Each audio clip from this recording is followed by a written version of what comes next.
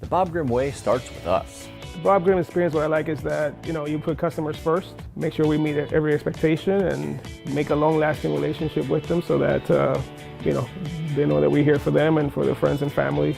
Don't try to put someone in a car that is not going to work for them. If you don't have what they want, try to get it, the proper vehicle. Again, just treat people the way you'd want to be treated and a fair deal. That's the Bob Grimm way. Michael's Italian Feast, home of the best subs, pizza bread, grilled cheese, and Italian beef fry. The best pile of high subs and hot sandwiches in Central Illinois. And no one has better homemade, always fresh from the oven bread. Michael's Italian Feast.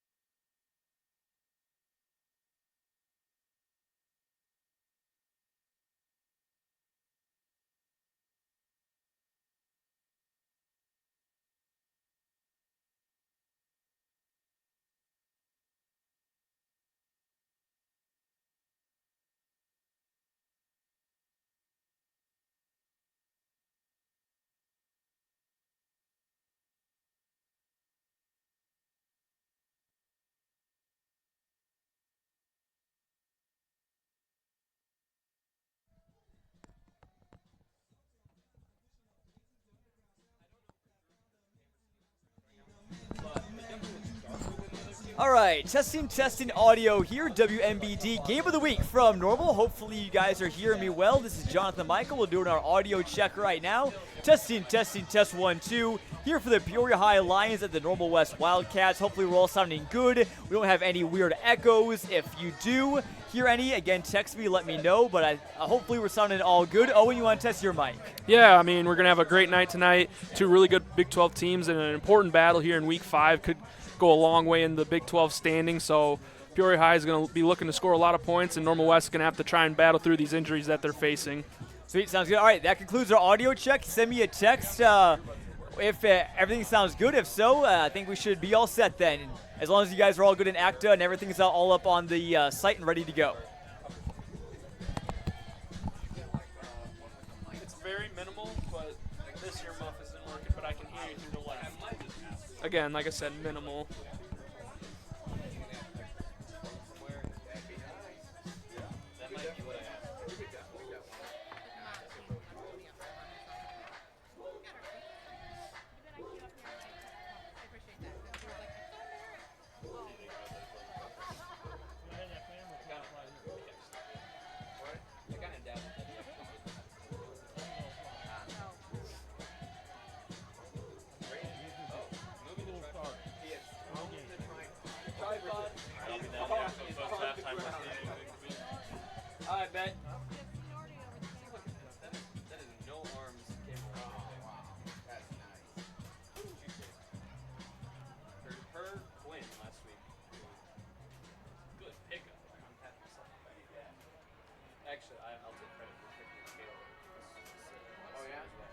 Those were the two of the three people that I brought on. They're both on my A squad. Good scouting. Yep. That's what I go for quality or for quantity. Of course. Not a bad skyline as well. True. You notice that little hill over there? That's just green. I've never noticed that.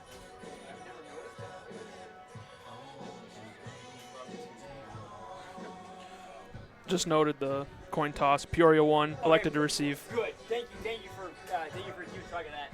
All right, I will probably be ready to go here in a second or whatever. I might need to run to the bathroom. WMBD says we're all looking good or whatever. So we'll also Rodrigo, maybe you or someone. Also, hey Wesley, here I might text you the. Also, every time you tweet or whatever, always put the link to watch. I'll text you that link right now or whatever. Oh yeah, same ones, that'll work or whatever. And stuff. Also, shortly before kickoff, whatever, you must stay here for a little bit or whatever, and stuff, that's fine. If you want to go down there, it's also fine as well. But maybe in about 6, 7, 8 minutes before kickoff, tune in the stream or whatever, hold up to your ear, and it's like, I hear myself. If me and Owen, it's like audio sounds weird, let us know. Whatever, if everything is like sounding good though, then I think we should be all good. So just make sure that we're that like it's Testing. Okay, I can hear myself. If it is, don't need to worry about it. If it's not, text me as soon as possible. All right, cool. Man, sounds good. Sounds good, dude. And then there's certain places I should or shouldn't go. Just don't go in between the bench here. So like stay like from the 25 on down or whatever. You can go on either side most likely. Whatever. If you wanted to go on the Peoria High side, like maybe it'd be better because like Referee Dave Bowman, umpire Kenny Hanshu, linesman Josh Olson, yeah, no, I mean, yeah, you should be fine to line judge go Mark behind the bench Johnson, on the track to and get back to the judge side. Kevin Yeah, Copeland. that's fine. I mean, obviously, so we have like cheerleaders and other stuff like that, like so just don't be.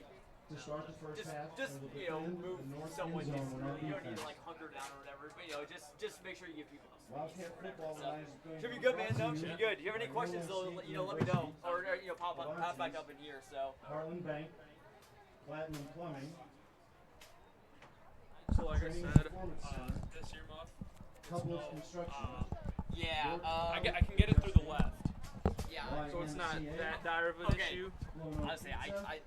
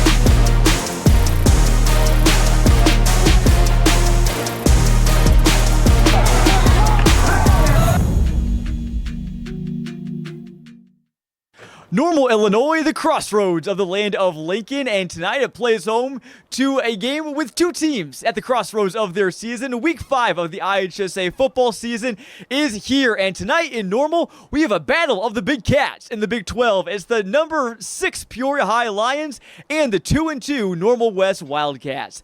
Good evening, everyone. Jonathan Michael and Owen Dimple here with you for tonight's game. And Owen, we talked about it. It's always a fun time when these two teams face off, and last week, both of them had different outcomes. Peoria High, a big win over Manual. Yeah, their win over Manual put up 86 total points. And that's just, you might think that the 86 is uncommon, but for Peoria High, the way that they run their offense, it's really not uncommon. So they're subject to put up a lot of points, and don't be surprised if they can really run up the scoreboard tonight. Definitely. Normal West comes in 2-2. They've lost to Normal Community and Bloomington, two teams that are very, very good this season. And they lost 48-60 last week to the Purple Raiders, but is box score maybe misleading because they really didn't have the ball for that much last week. You know, John, it's hard to score when you don't have the ball. And you look at the time of possession in that game, Bloomington had it for 32 minutes and Normal West just for 15 total minutes. So that's a big discrepancy and a real big reason why that score was such lopsided as it was. Definitely, and Normal West looking to get the ball more tonight, but when Peoria High has the ball, we'll start with them. Talking about Breon Green, their junior quarterback, in his first year starting has been phenomenal this year. Breon Green has really taken the reins of this offense and has gone with it. Over 600 passing yards, 10 touchdowns, just 1 interception. And it's not just what he does with his arm, it's what he can do with his legs too. So just a very dynamic quarterback and a catalyst for this Lions offense. Definitely. Also, guys, to keep an eye on to Tarion Pollard, TQ Webb. The Lions have playmakers all over. Now for the Wildcats, they're going with their backup quarterback, Payne Mefford, after Drew Mangrum was hurt, and Mefford started last week against Bloomington. Overall, performed pretty good, so we're looking for a big game out of the senior. Yeah, Payne Mefford threw for 240 yards, 2 touchdowns last week. Did have 2 interceptions, so you're always going to want to preach ball security, especially when you have a backup quarterback in there. But he is someone who can lead this Wildcat offense, and they're going to have to kind of be a little more dynamic through the air and on the ground with Cody Mulbauer as well. Definitely. Mulbauer, who we saw week 1, had a massive game. Looking for another big one here tonight, Owen, and maybe the elements may play in Mulbauer's factor. It is very, very windy. That's the story of the game right now. Gusts up to about 40 miles an hour tonight. This wind is something else, John, especially when you look across the field and you get the highway too. So, and the elements have played a factor in recent years with this matchup as well. So it'll be interesting to see how both teams approach it. Definitely. The ball may not be in the air all that much tonight. We'll just have to see. It's all set up to be a good one here from Normal West. Again, Jonathan Michael and Owen Dimple here on the WMBD Game of the Week on CIProud.com. We'll have more pregame coverage right after this.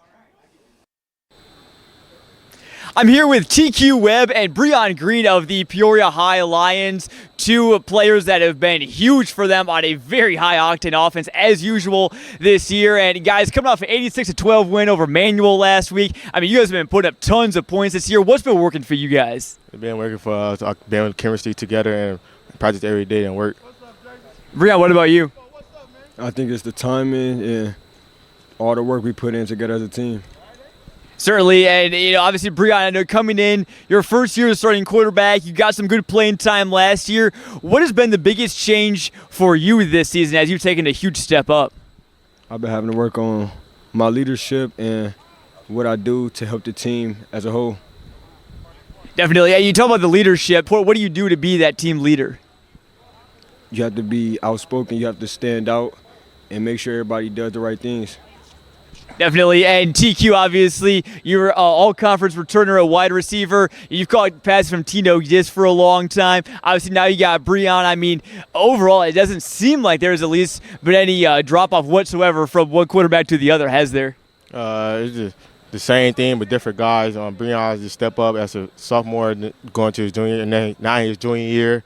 We just been putting chemistry together, getting our timing down together, and getting things work. Definitely, and obviously, guys, lots of big plays for you guys this season. What's maybe been a big play, maybe a long touchdown or anything like that? What's been your favorite play this season so far, maybe the biggest one so far? Last week. He just threw like a 67-yard? Yeah, it was a 67-yard pass, post route. Yeah. Breon, what's your favorite route to throw as a quarterback? Post. Hey, they like their post routes for sure. And Brian, you also add obviously such a big dynamic to the offense, rushing the ball as well. I know though, it all starts too with the offensive line and the wide receivers out blocking. How have they been able to, help make things easy for you this year? They all do their job, and it just makes my job a lot easier. Oh, guys, obviously, again, you guys both very fast. Have you got time your 40s at all? Nah. What would you guess that your 40 time would be? 4.45. Same. 4.45. Hey, well, two pretty fast guys and a very fast Peoria High team. And, guys, obviously, 4-0 to start the season, state ranked. What are kind of the expectations, the goals this season? Keep it the same. Additional, like since 2020 year that went to state, all y'all do is put in work, come and practice, leadership. We gotta build each other up, and yeah. Doing our jobs and going as far as we can. We wanna win state. Well, a team that certainly has that potential and looking to put it all on the field this week against Normal West. Guys, back up to you in the booth.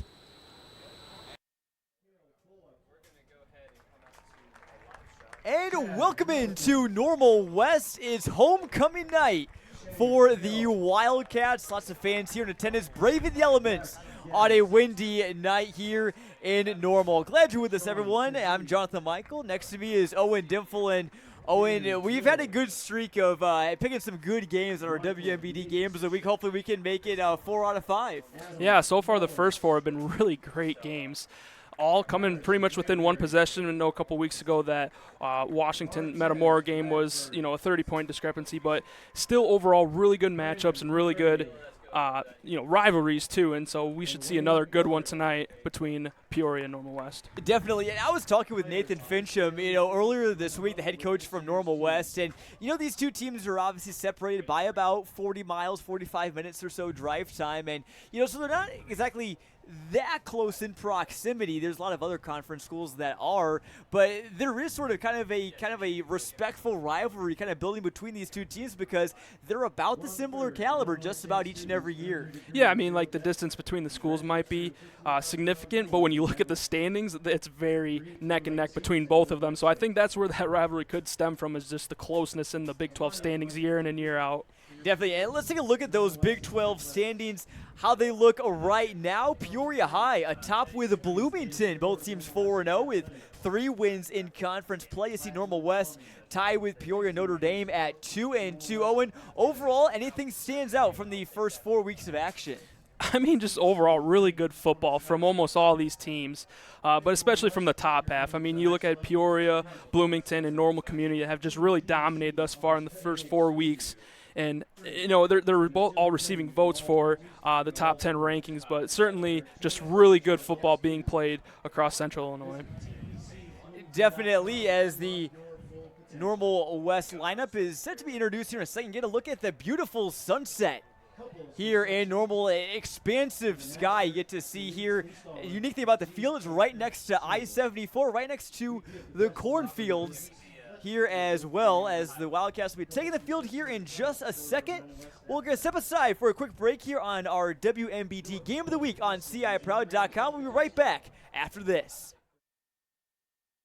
The Bob Grimm way starts with us. The Bob Grimm experience, what I like is that, you put customers first, make sure we meet every expectation and make a long-lasting relationship with them so that, they know that we're here for them and for their friends and family.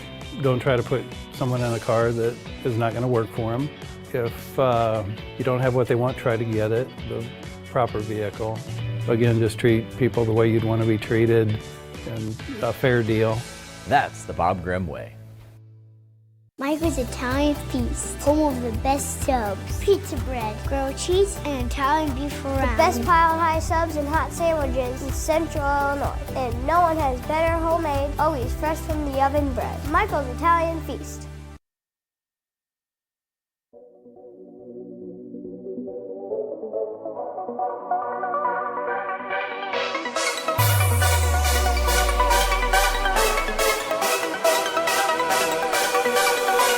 Central Illinois, we're going to overtime.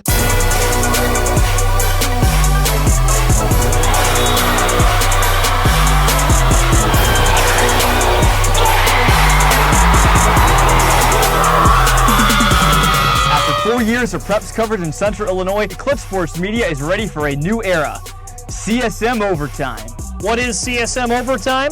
We're going beyond the broadcast to give you in-depth coverage of your teams, Your stories. Your stats and standings. your highlights and action shots.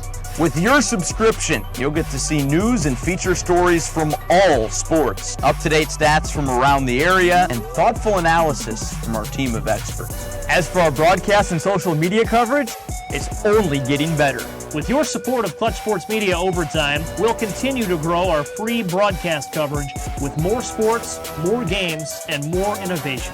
And thanks to our partnership with Too Efficient Media, your social media feeds will be filled with Central Illinois' best sights and sounds. CSM Overtime will also give you access to full galleries from some of the most talented photographers and videographers in our region. As the new season approaches, it's time for more.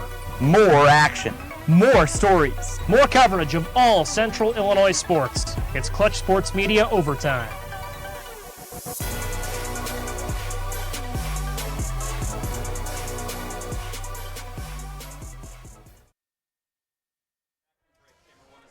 Welcome back to Normal West, and boy, what a beautiful sunset we see here looking to the west.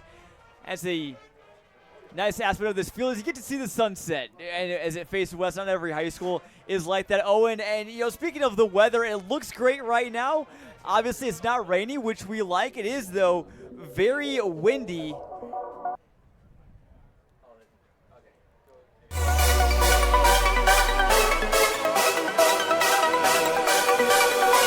Central Illinois, we're going to overtime. And again, as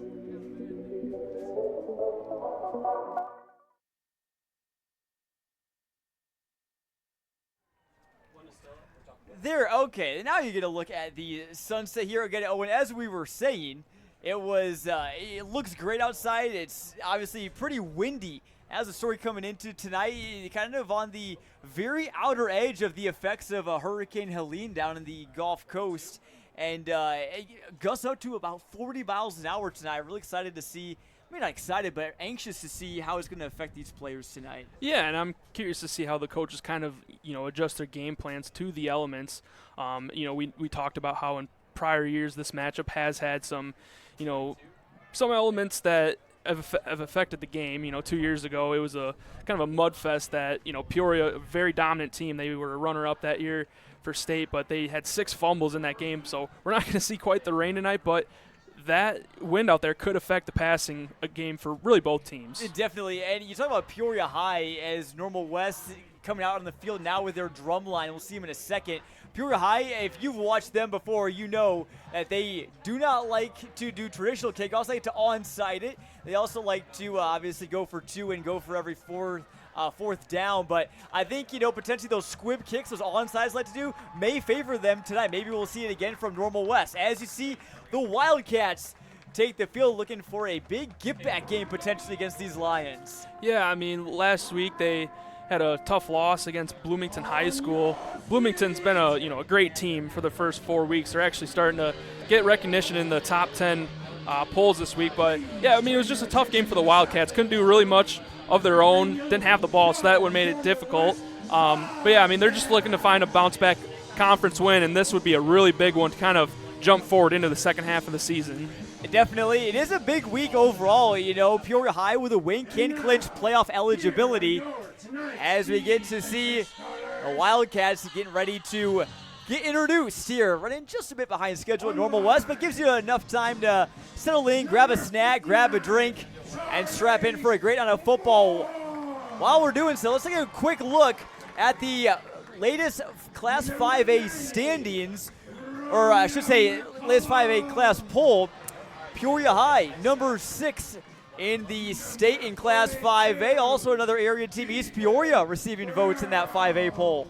Yeah, you see East Peoria there. They've had some, up and down seasons the past couple of years, but this year they have kind of just really making the most of their season, 4-0 start. So, I'm excited to see how they can finish out their season, where they can go in terms of playoffs too. Definitely, and also a quick note, Peoria see them 2 spots above Morris.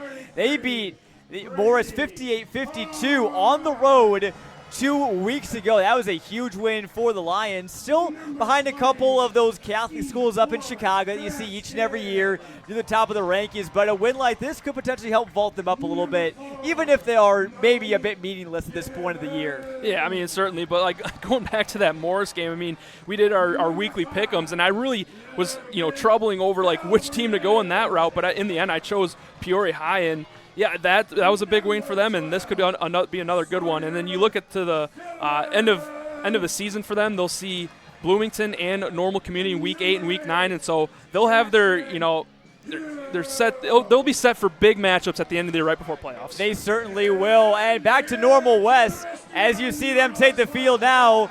Run through the tunnel. Owen, our player to watch for the Wildcats tonight. We're looking at Cooper Temples, obviously. A little bit of a slower offensive game as a whole for Normal West last week, but Temples was a bright spot for them. Yeah, I mean, he still got his touches. I mean, 5 catches for 103 yards and a touchdown. I mean, you said it. I mean, it was a game where they couldn't do much offensively, but he made the most, and he's going to have to be big for them tonight. I mean, but it's not just going to be him. They're going to need their run game to be complementary to their pass game, and that's the goal of this Normal West offense, just to make themselves difficult to defend. Definitely, and for Peoria High, their key player, it really can't be anybody other than Breon Green. I don't know if we really had a choice. The junior quarterback has been phenomenal. We saw him last year, Week 4 against Normal Community, made that start on short notice, but he has just been absolutely next level for this Lions team in his first year as a starter. I mean, just it's funny how Peoria High can just like rotate their stud athletes just in and out, and it doesn't matter if it's quarterback, running back, or wide receiver. They're just an athlete factory, it seems like. And Breon Green is just the next in line, and he has done a phenomenal job thus far. Definitely, and we're going to look at our tail of the tape here real quick, get to see what both teams are averaging. Peoria High averaging 61.5 points per game this season. Both teams give up about the same amount of points as well. As our kickoff here, which is brought to you by Michaels. Also, before that, though, our coin toss brought to you by Hometown Community Banks was won by Peoria High. They will receive. Shows you the aggressive mindset of this Lions team. And again, this kickoff brought to you by Michaels Italian Feast. I mean, it goes well with their ultra aggressiveness as a team, and they want the ball. They want to be able to score first and kind of just control the game from there. So Normal West will kick things away from their own 40. Well, again, we'll see how this wind affects the flight of the ball tonight. I would guess that maybe the deep men don't get a touch at this, or maybe they will. A good kick by West is fielded at the 4 by TQ Webb. He's out across the 15, looking for a lane. Brought down by the legs before he can get to the 25. Let's meet the Peoria High starter. Jaquarius Green, junior, left guard. Christian Alexander. Jaquarius Green, junior, left guard. Christian Alexander, senior, center. Kimari Jackson, sophomore, right guard. Deshaun Brock, junior, right tackle. Breon Green, junior, quarterback. Detorian Pollard, junior, running back. Kendall Netters, senior, running back. TQ Webb, senior, receiver. Jalen Rayford, junior, wide receiver. Amari Branch, senior, wide out. And those are those Peoria High starters. Didn't get a video of Kamar Montford, their left tackle, but he'll be starting for them. He was their center last year and gained about 40 to 50 pounds over the offseason. Slim guy last year, but up to 6'5", 255. We'll see how much they run behind him and Jaquarius Green at left guard. Yeah, I mean, they just got some great size on that offensive line, and no wonder why they've been able to run the ball as efficiently as they have. Green, just a junior, 385 pounds. It's Green as Breon Green, rather, to keep it, and he is brought down in the backfield by Keegan Brown, a new starter on their defensive line. That's a good start for the Wildcat front seven. They're going to have to find ways to contain this run game. And they're going to have their work cut out for them, but that's a defense that can do it. And we'll talk about this more later, Owen, but another big storyline coming into tonight. Normal West defense looks a lot different than what it did when we saw them in Week 1. About 5 or 6, maybe 7 new starters in that unit due to injuries. Handoff goes to Pollard. He's going nowhere. Another big play. That was Brady Hart, one of the first ones there, and he's pumped up. So already watching these two run plays, I'm seeing that this interior offensive line is just having a difficult time trying to get to that second level of the linebackers, and they have been making plays so far. And now it forces a 3rd and long situation for the Lions. Pollard got back to the original line. It's 3rd and 10 from their own 22. 4 wide receivers for Green. He got the whole line with that hard count. 4 or 5 Wildcats jumped across the line, so that'll make 3rd down a lot easier. You think they're excited for this one? They're really anticipating to make a play there, but you know, Coach Fincham definitely doesn't want to see that give easy yards away for a manageable 3rd down. It is homecoming for Normal West, so maybe they are a little extra pumped up. There goes Pollard, breaks a tackle, and there he goes. Baskins trying to beat him, brings him down. I don't think Pollard got there, Owen. He stopped just inside the 1. Great run, but, you know, tip of the hat to the effort on the Wildcat on that play.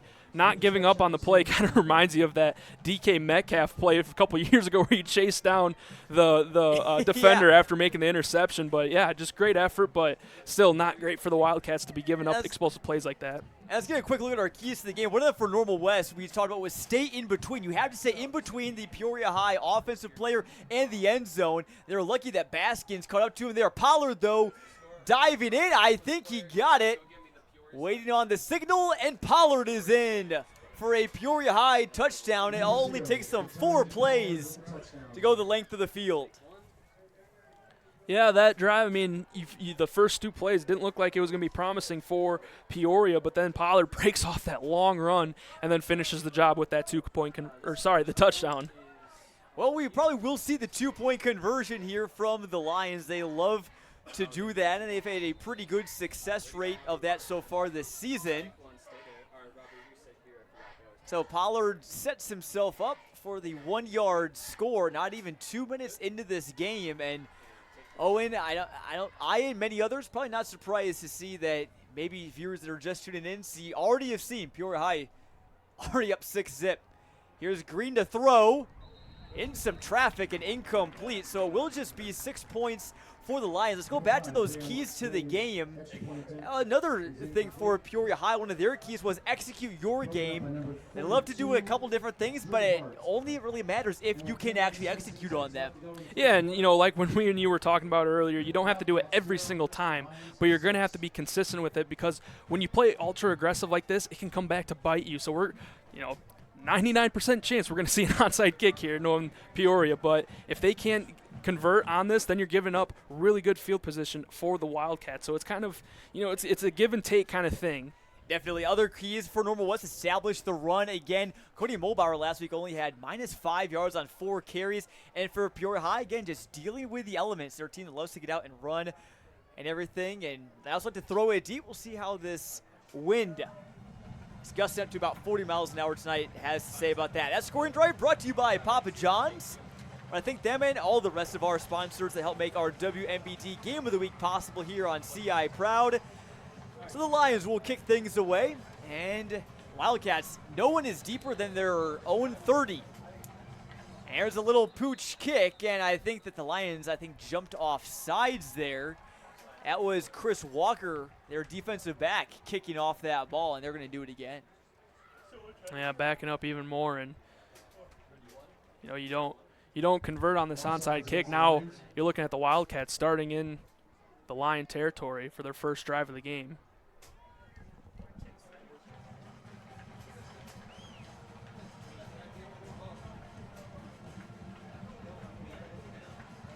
So from the 40, they're going back to the 35.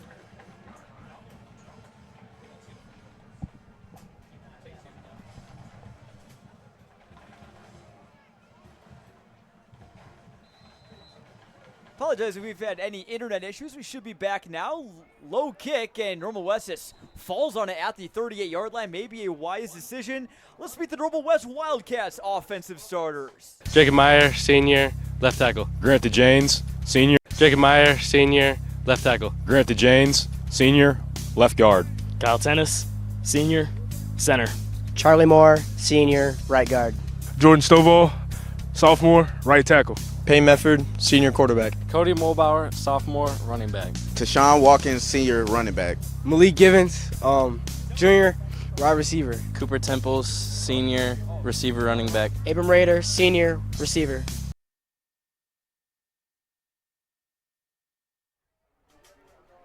And there's those Wildcat starters on offense as they take over at the 38. It'll be a give to Mulbauer, running off to the right side and picks up a couple. Overall, Normal West offense looks pretty similar to week one, aside from Payne Mefford switching in for Drew Mangrum at quarterback. Yeah, Mangrum, the season's original starter, and last year kind of came on the scene and made some flashes, but Mefford did a good job last week, throwing for 240 yards, 2 touchdowns, 2 interceptions, so they're going to need a repeated performance from Mefford to keep this offense in it. We just see the Lions front seven just swallow up that run game again. We talked about how a big key for the Wildcats is going to be establish the run game, but already forcing a 3rd and long for Normal West. Don't want to go down too early to Peoria High. Again, that's the big key, especially when the first half last week they didn't only had the ball about 2 or 3 times, and they were down 21-0, 28-0, something of that nature. So got to make those drives count if you're the Wildcats, especially when you're facing the Lions, who have such a high success rate on their drives. Mefford looking to throw on the slant route, was looking for Givens.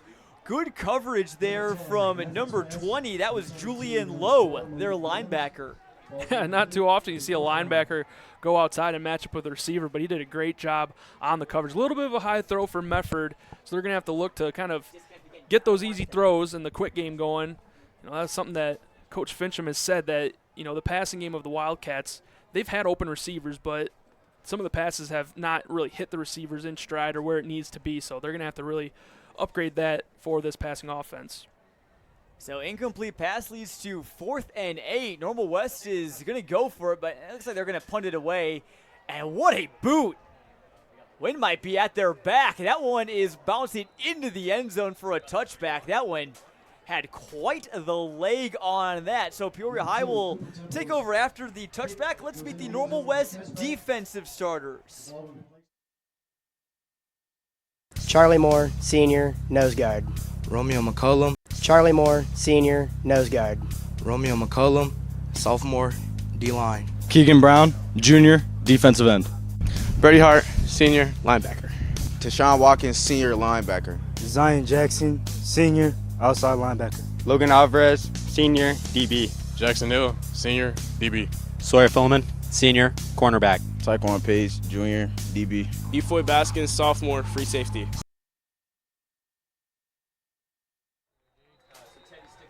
And the first play for Peoria High on their drive is a short gain. And you get a quick score update. Our other game going on tonight, Cody Roskins and Dalton Carmine on the call for Farmington and Elmwood Brimfield. Maybe the size of schools, a far cry from Peoria High Normal West, but it doesn't mean the football is going to be any worse. That's going to be a great game that they've got going on, as Green looking to throw with some pressure.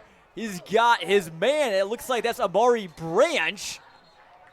50-50 ball, and he was lucky he came up with it. Yeah, that pass, I mean, Green was rolling out kind of near the right hash marker, but he left that ball a little too much inside the field of play, where the Wildcat defender could have had a chance to pick that off, but he was lucky to get that completion and good yardage, setting up a 3rd and 1 situation.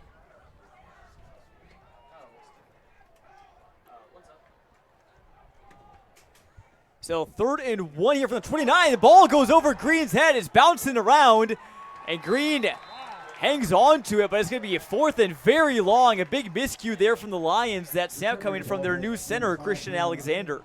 Yeah, you can't have that. I mean, 3rd and 1.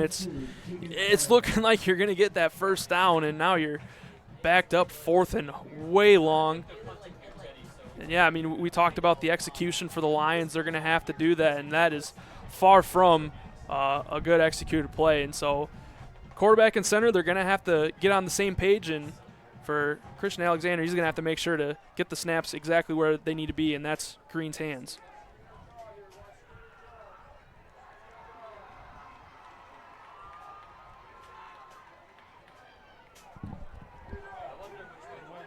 And a very short punt there for Peoria High. I think we know which way the wind is blowing, Owen. And this one's going to be a Wildcats touchdown. Efoy Baskins picks it up and runs it in. What a wild play. Yeah, I mean, it kind of looked like everybody was just walking off the field, but Baskins said, hold up, I'm going to take this ball to the end zone, and that's a huge touchdown. Gosh, I mean, Peoria High, just a couple lackluster plays that is really starting to bite you early. So Efoy Baskins gets one of the more peculiar punt returns for a touchdowns that you'll see. And Normal West has tied it up here at 6, halfway through the first quarter. As we'll get a substitution, or rather a timeout for Normal West. And while they're doing so, Owen, let's take a look at our head coaching matchup tonight. We'll start with the Wildcats after they just scored. Their head coach, Nathan Fincham, in his 7th year. And he is taking the Wildcats to the postseason every year since he has been here at Normal West. Yeah, I mean, he's just continued the dominance of Normal West. They've made the playoffs. They've had 8 wins last year, 9 the year prior, and so they're looking to keep on extending that win streak, and they haven't had a losing season since 2009. Right, the tradition of success here for the Wildcats. We'll see if they can take the 1-point lead. Extra point is up and good.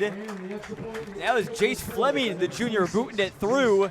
And so the Wildcats have a 7-6 lead here midway through the first quarter, and that's just big for the Wildcats. So it gets you on top, gives you some momentum, gets the fans into it.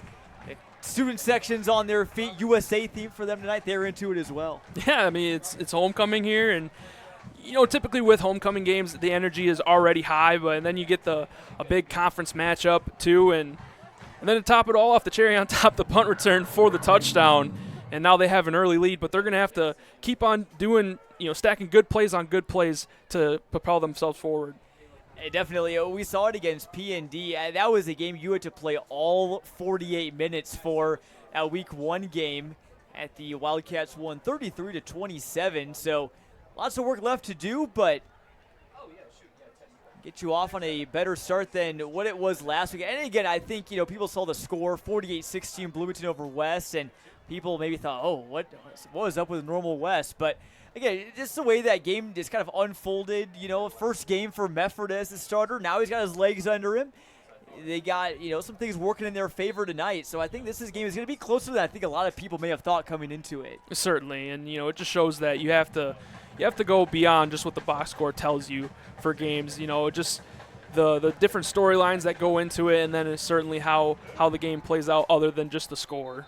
That kick going far into the end zone, so we'll see the Peoria High offense come back on the field. Let's look at their head coach, Aaron Montgomery for Peoria High.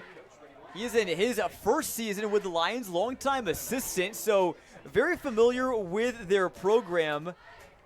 Montgomery is, and overall, so far, so good.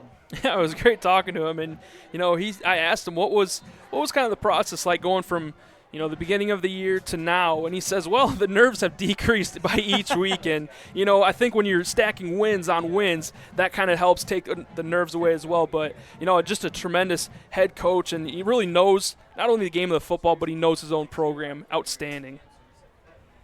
Always makes it easier. We can just go in-house for a coaching change. Washington did that. Todd Stevens taking over for Daryl Crouch.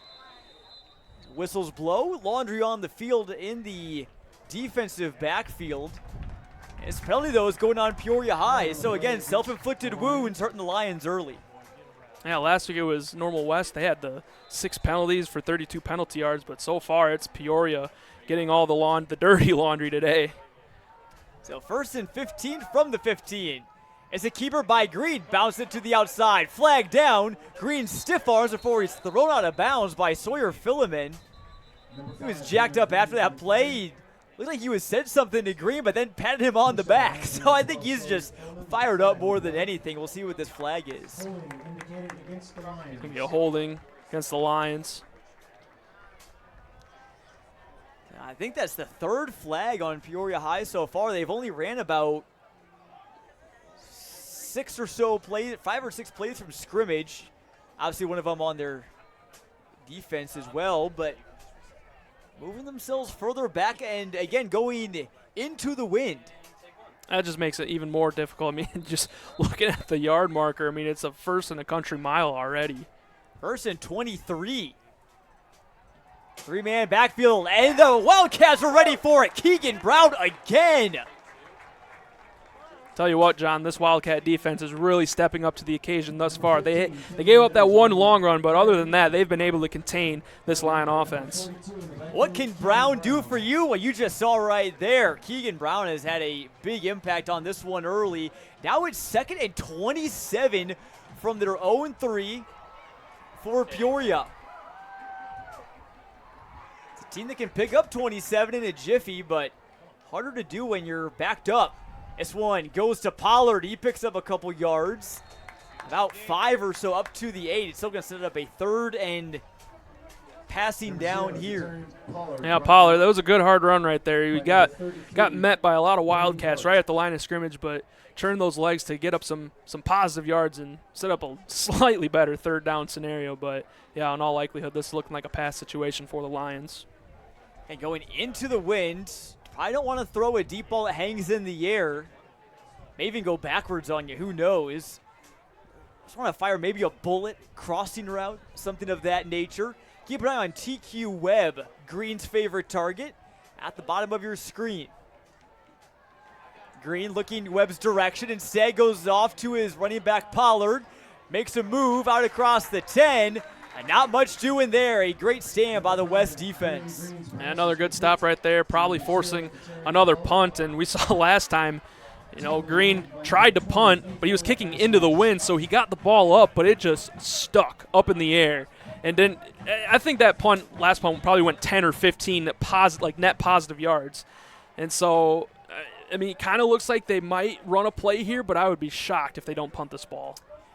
It's just a catch-22. It's a lose-lose situation. You punt the ball away, and a chance that only goes 10 yards or so. If you go for it, though, you don't get it.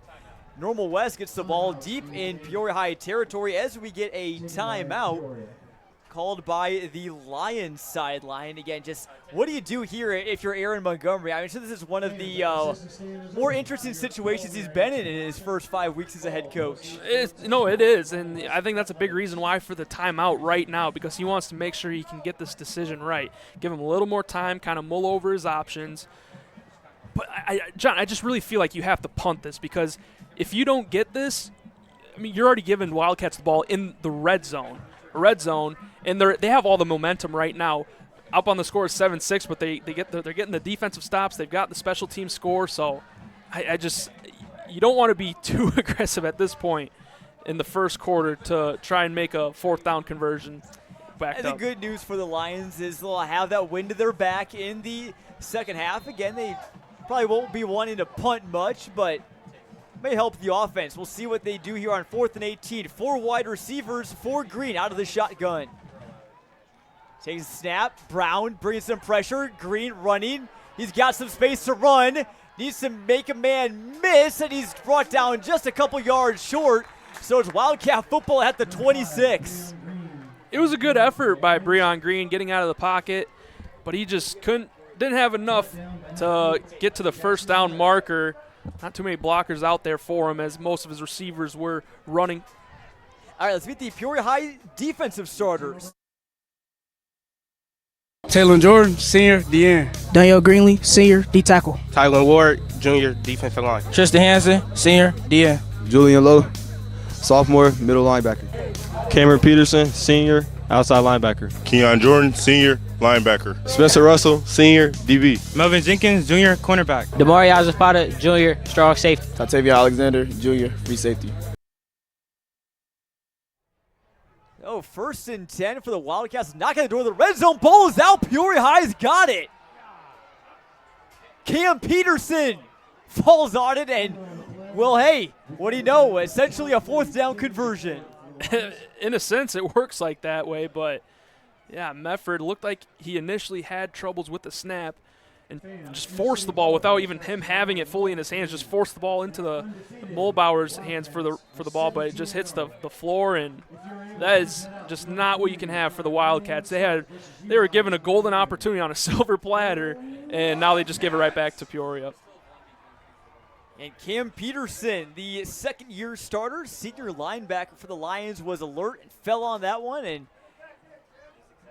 the Lions will take over at their own 30 with new life. 4 men in the backfield, including Green. I don't see that often out of the Lions. They go play action, looking for Pollard. He can't bring it in. Flag down, though, near the end of the play. Green's pass was incomplete to Deterian Pollard. Flag on play. This flag came near the end of the play as the ball was just kind of hit the turf. They're waving it off, so it'll remain 2nd and 10. Yeah, I wonder if they maybe thought there might have been an ineligible man downfield because on that kind of swing pass, but must have had good communication, realized that the lineman was within the range. Lions quickly back to the line. Green fakes twice, in some trouble, and he is going to go down. He's got to hang on to the ball. You saw the Wildcats were aggressive. Looked like they were trying to rip it out.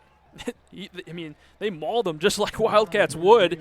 You got a piece of red meat, they're going to come after you. In this case, the red meat was that football. But, yeah, I mean, just great swarming ability, and we're seeing that thus far here in the first quarter from this Wildcat defense. Yeah, I mean, every play that Peoria High has ran, there's been 4 or 5 black helmets, except that long run from Pollard right there to stop the Lions in their tracks. So 3rd and 15 now. Green trying to get out. He's going down. Brown and Romeo McCollum were both there, and we'll probably split that sack, and it's another 4th and long. And I don't know if the issues are just up front with this Peoria offensive line. I mean, they're so massive, you'd think that they would just dominate, but so far, maybe it's the quickness of this Wildcat front defensive line that has been able to get to Breon Green very quickly. Hey, look at Normal West defensive line. You got Charlie Moore at 205, Romeo McCollum 255 pounds, Keegan Brown just 185. So they're on the scales outsized, but that quickness, like you said, has just been lethal tonight. 4th and 18. Green climbing the pocket, trying to make something happen. He's being chased. He'll gain a couple and get close, but it will be another turnover. So Normal West gets the ball right back. It feels like that, they're applying the bend but don't break approach. They're getting their momentum, but then they give it right back to Peoria. And that 4th down play, very similar to the last one. Breon Green just not having the time and escapes the pocket to try to make a play on the ball. But yeah, I mean, these receivers for the Lions are very good. You look at, Jalen Rayford and TQ Webb. But when your quarterback doesn't have time to find you, it's going to make life really difficult. And, we've seen that. I know you maybe haven't seen it, you being a Green Bay Packers fan. I'm a Chicago Bears fan. I've seen that in the first couple weeks of the season. You have all the playmakers. It doesn't matter, though, if your line can't give you any protection. So we'll see how that holds up for Peoria High. And you saw on your screen briefly that turnover brought to you by Force Basements. Score update from Farmington. The Farmers up 20-0 on Elmwood Brimfield right now. So the number 2 team in Class 2A making a statement. Baskin's the motion man. They'll hand it off to him. He's patient, looking for a hole. Across the 30, stumbles ahead to the 27. A good run from the Wildcats wideout. Yeah, very good run. And you said it, John, the patience of that run. I was kind of like watching him be like, he's not even really, he's kind of like jogging across the field, but he was looking for his blockers, and in the end, it was a great 1st down run. I talked with Normal West. I said, you have so many playmakers. We saw it a ton last year. Those runs with their wide receivers, they're arguably just as much runners as they are wide receivers, as Mulbauer picks up the 1st down.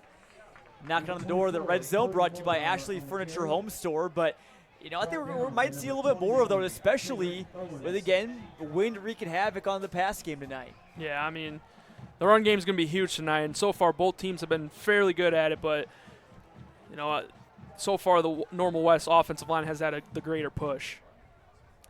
Askins has had a good game so far. Mulbauer getting his legs under him. Now Givens in motion. They'll hand it off to him. He's got shot out of a cannon inside the 10. Nice cut by Malik Givens, the junior wide receiver. Shoelace tackle, I should say, kind of saved the touchdown right there, but yeah, the Wildcats just knocking on the door inside the 10. So after that opening drive to start the game for Peoria High, Normal West has kind of come back and punched Peoria High right in the mouth. 2 turnover on downs, the punt return for a touchdown, and now they're knocking on the door of another. Handoff, Mulbauer getting some push from Jacob Meyer, their left tackle. He's near the goal line. Jacob Meyer, he's just a big man out there at left tackle, 6'1", 270. When you look at the Normal West offensive line, their 2 tackles are just massive, but inside the interior, they're just really athletic. Handoff goes to Mulbauer again, but the defensive line of the Lions was ready for him there. Looked like Tylen Ward and Tellen Jordan got in on that stop. Tackled by number 56, Tylen Ward.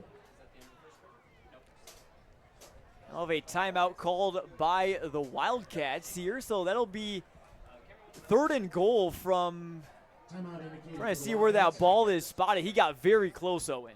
Yeah, they're right there, just kind of almost just one extra push away from finding the end zone. And if they do, I mean, just going up 2 touchdowns on Peoria, the 6th-ranked Class 5A team, that'd be huge for them. And the biggest thing that I've noticed thus far, comparing to their last game from last week, the time of possession, we've talked about it before. They barely had the ball in the first half. It felt like they have had the ball mostly here this first quarter. So if there's something you always want to kind of like improve upon from last week to this week, I would say it's the time of possession.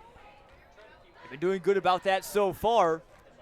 Got Mulbauer in the backfield, 2 wide receivers at the top, Givens at the bottom. Hand off to Mulbauer, and the Lions eat him up again. Their turn to feast as Tristan Hansen was one of the ones that got in there, along with Keon Jordan got in. Yeah, very quick, and that Medford handoff just looked like it was very slow to develop. Now they're faced with a huge 4th down. And Normal West will take another timeout as heard someone here in the booth say a very great point.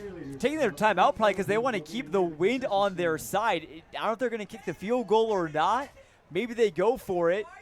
But you don't want to be kicking into this wind as we saw earlier in this game. It's ugly. You see that ball go up there on a kick. And yeah, I mean, that's a great timeout to make sure that you're guaranteed that wind advantage. And even if it's not a kick, I mean, it's still, if you want to throw the ball here too, that could be a huge factor as well. And definitely on 4th and 1, common knowledge says may just hand the ball off here, but maybe Normal West goes with the pass. Peoria High bringing their man-to-man defense. Effort under center will give to Mulbauer, and it looks like he's in. He is in. Cody Mulbauer reaches pay dirt from 1 yard out, and West ends the first quarter with a bang. Good run right there. I like the 4th down play call. Rather than being in shotgun formation if you're going to run the ball, going under center so you're not giving up those yards, and it's just full steam ahead and just get into the end zone. Great play call by Fincham. Kind of that coaching chess match. Again, wanting to keep that wind on their side, especially for this PAT too. Could be very important. And it's up and good there from Jace Fleming.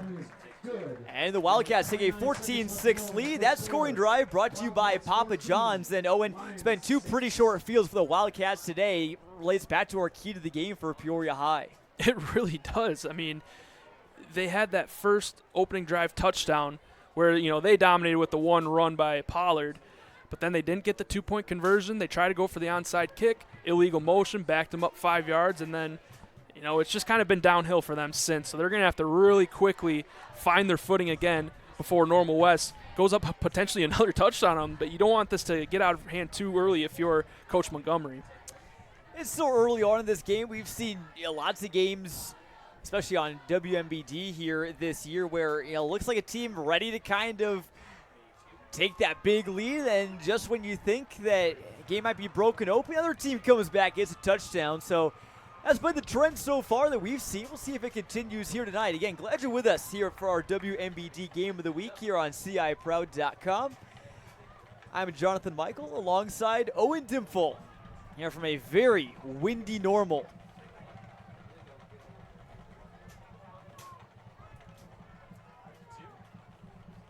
Last kick for the Wildcats was a touchback. It looks like Jackson Hill will act as the holder. Make sure that the ball stays on the tee. And two men back very deep at nearly their own goal line for Peoria High. Kick is away near the sideline and brought in there by Webb near the 2.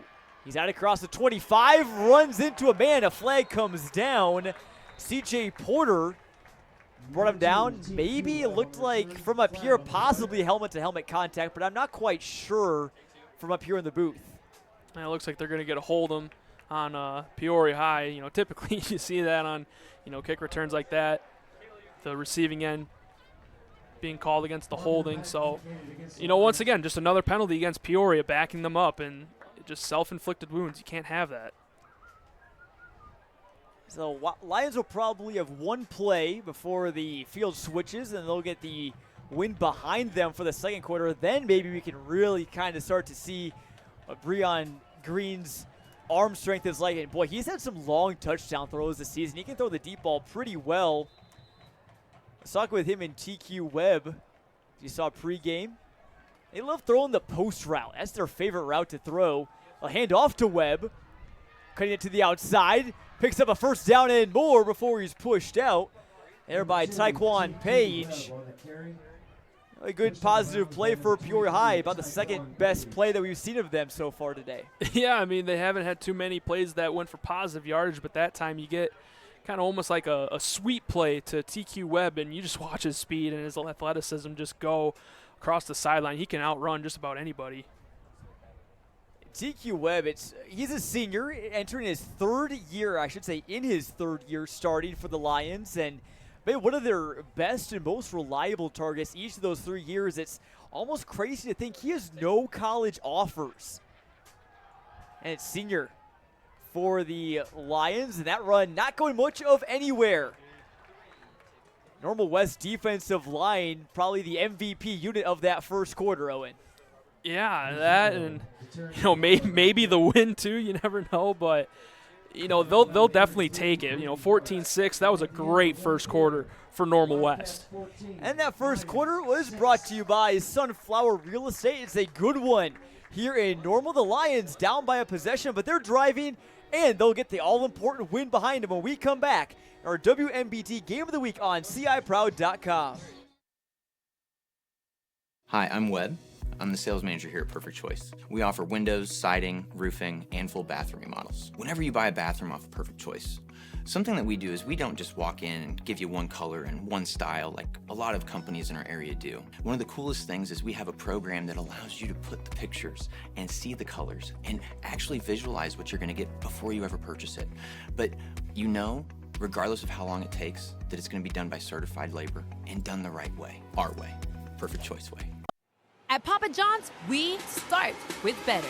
Like taking marinated oven-roasted chicken and tossing it in our hot lemon pepper sauce.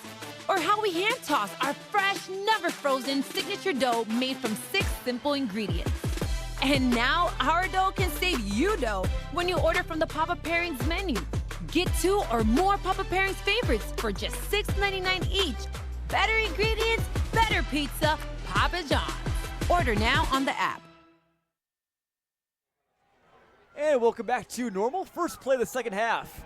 Handoff to Datarion Pollard. Spun around before he gets out just shy of the 40-yard line. Pollard, we haven't really talked a ton about him, Owen. He's been a huge part of their offense this season. Picked up a lot of yards on the ground. Yeah, overall in the season, he has 528 rushing yards and 8 rushing touchdowns. This Lion offense as a whole averages 8.8 yards per carry, which is a very good number. It's nearly a first down every time they touch the ball. Pollard gets it here, and he bounces it to the outside. Where did he go? And he is out along the near sideline. There he goes. Pollard still on his feet, down to the 10. I saw him run into that massive humanity, and then all of a sudden I look back, and he is in the open field. Yeah, I thought he was, in the midst of that big huddle in the middle of the field, but a great job getting outside and using his speed to really flip the field, and now with Peoria High in the red zone to try and find a way to tie this up. And the red zone brought to you by Ashley Furniture Home Store.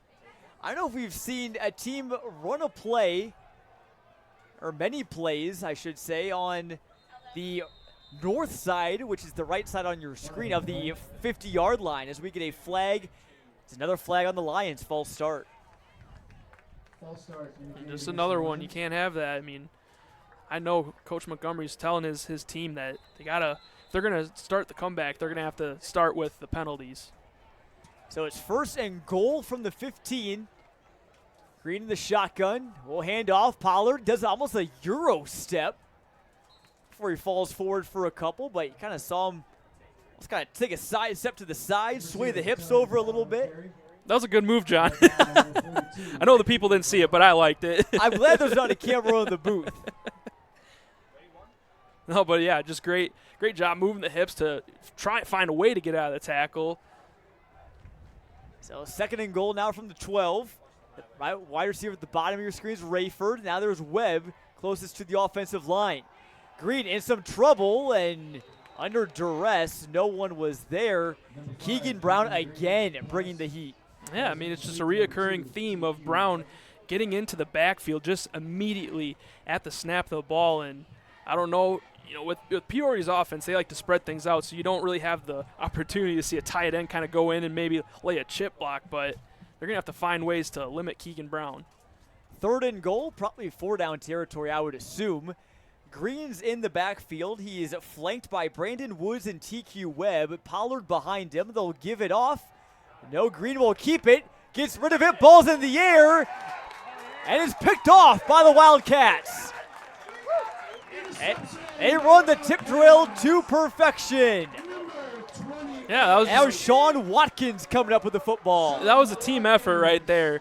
I mean, it just sounds like a broken record at this point. The pressure on Breon Green, but that leads to the errant the pass from Green, and then the subsequent tip and catch. So interception, and that's another big turnover. So the Pure Lions have the 2 turnovers on downs and now the interception. And it looked like they were having a chance to come back and potentially tie this game. Now the Wildcats offense takes the field again. Wildcats opportunity to go up 2 possessions here. 10-19 left in the 2nd quarter, and the Lions, after that first drive, has not had it on offense so far. Tight set here for Medford and the Wildcats. I'll give it off to their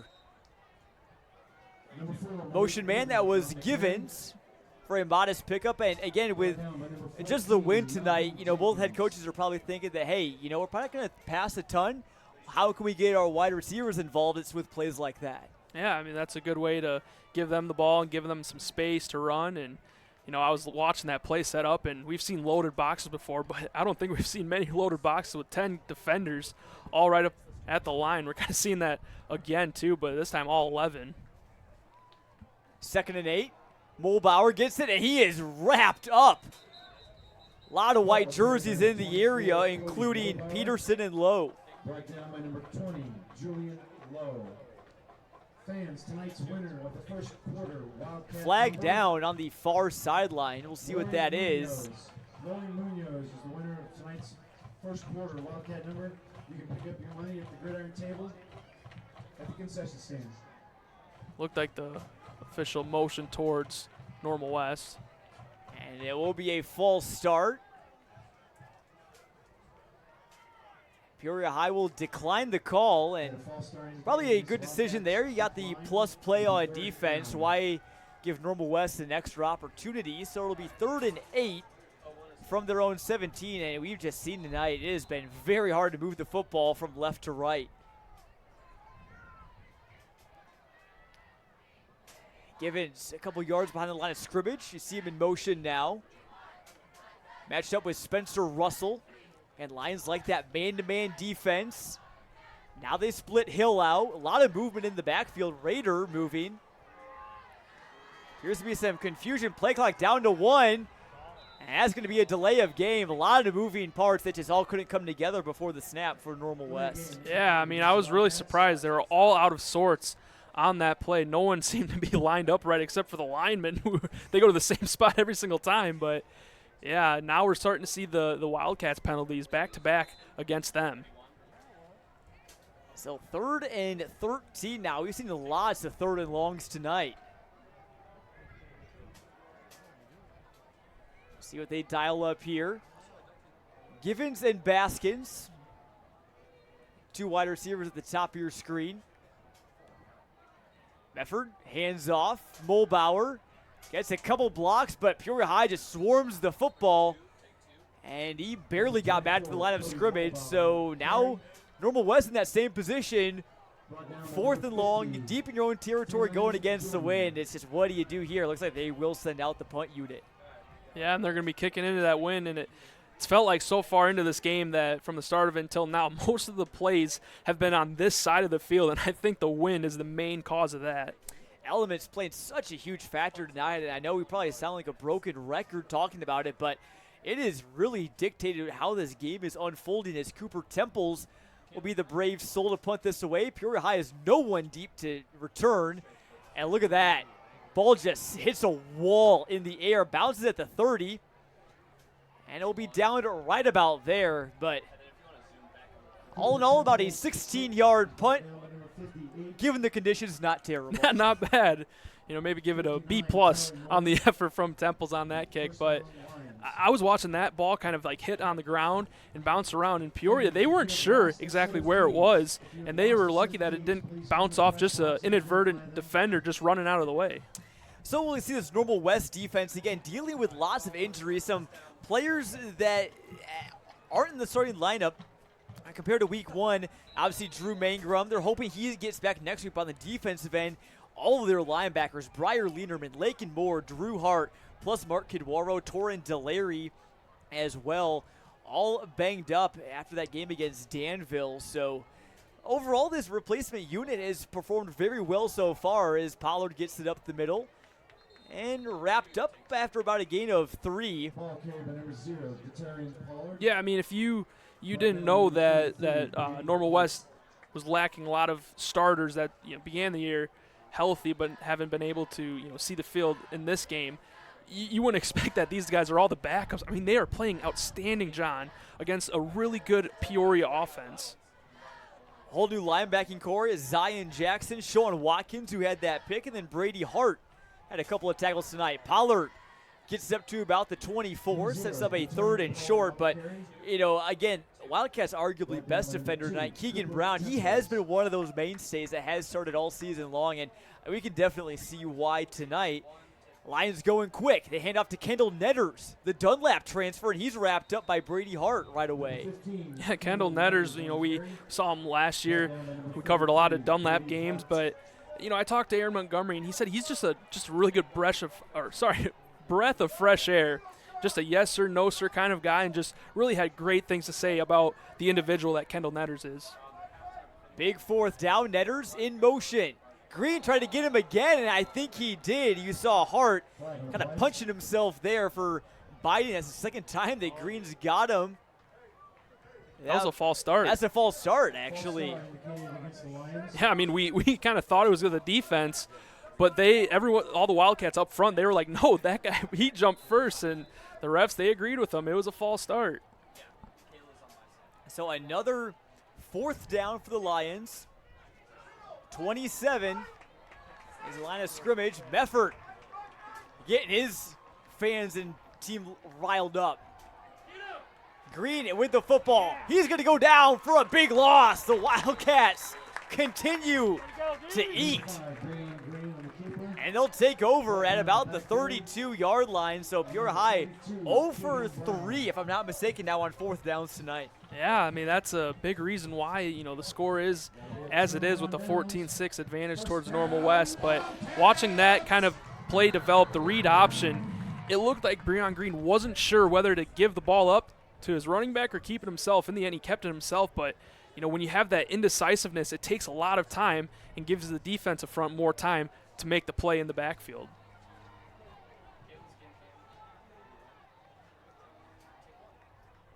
So we'll see what the Wildcats offense can do. Again, we've yet to see a team driving left to right, cross midfield tonight. Mefford will pass it out to Mulbauer. Trying to shed a tackle. He sheds 2 and gets the first down. He's still going out across the 50. Never say die pass and catch from Mefford to Mulbauer. And you want to look at a player's effort on the football field. Don't look any further than that play from Cody Mulbauer. You know, making defenders miss, and especially down the sideline when he could have stepped out, he made sure to stay in bounds and keep on getting as many yards as he can. Great play from the sophomore. So he did get pushed out at midfield. Just kind of kept on going along the sideline. Givens in motion. They will hand off to him. There he goes, trying to string it out. Picks up 5, picks up nearly 10 before he's pushed out.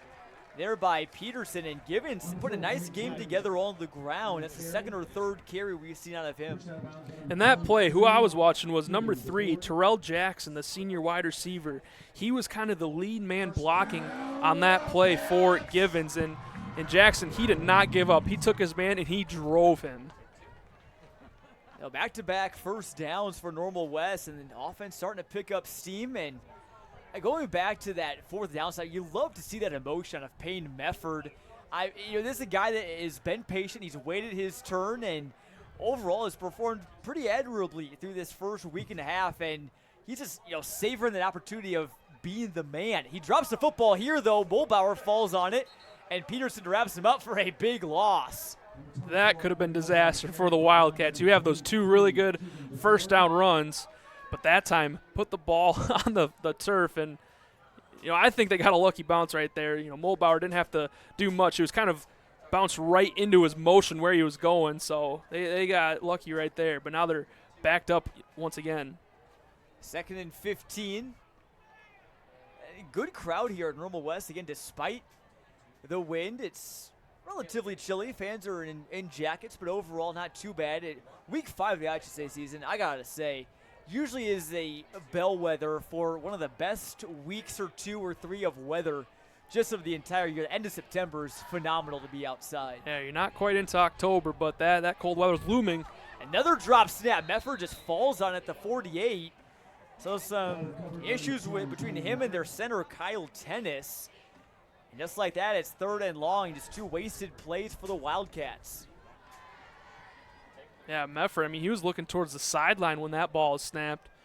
Not sure if the center maybe heard something, but then again, when you're wearing a football helmet, your head is obviously enclosed, but you have ear holes. And when you get wind like you have tonight, it can be kind of annoying at times, and you might not hear the things that you need to hear.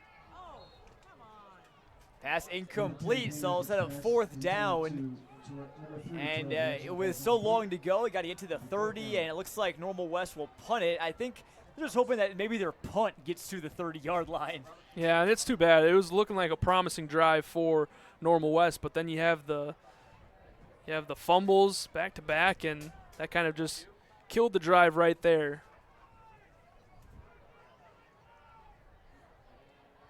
So Temples will punt it away again. Took a couple steps with it, boots it. And right around the 30. Goes out of bounds at the 33, 34-yard line or so. And as Peoria High takes the field, Owen, we were talking with their head coach, Aaron Montgomery, and their players this week. And there's a lot of family influence on this Peoria High team. Let's take a look at the Peoria High family tree. This is, again, only just some of it. You have Aaron Montgomery, their head coach. His son is wide receiver Jalen Rayford. Then you have Demarion Zapata, Gerald Jenkins, and Melvin Jenkins, who are all cousins. Quarterback Breon Green is cousins with safety Titavion Alexander. And then you have the 3 Jordan brothers also as well on the right side of your screen. So all sorts of family connections on this Peoria High team. Yeah, and that also makes it fun. But when you were talking with Fincham, he said it just seems like Peoria's the same team every year, but you see the last names on the jerseys. Green airing it out, looking for Rayford, and just a bit too far. That was Sawyer Philemon in coverage. It was good coverage. He was with Rayford step for step, but what caught my attention is that that was the first time that Green has been able to just air it out, and it's now because that the wind is at their back, so they can try and open up the passing game. you know, in the NFL there was the Ice Bowl and, you know, the Frozen Tundra game. This is the Wind Bowl. Handoff, and Pollard getting a push. Lots of bodies to go down across the 35. It'll set up about a 3rd and 7.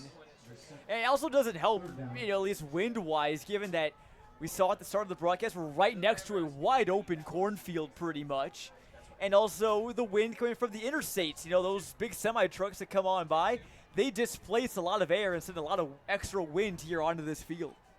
I think you could go deep into the physics of that, John. Show the aerodynamic drag of these semi-trucks. Pass is complete to TQ Webb near the first down. One of the first completions we've seen tonight. And it looks like that's enough for a first down. It is. Yeah, it looks like he just barely got to the line of gain, but, you know, that's a big first down for the Lions. They've been facing a lot of quick 3-and-outs and then ultimate turnovers on down.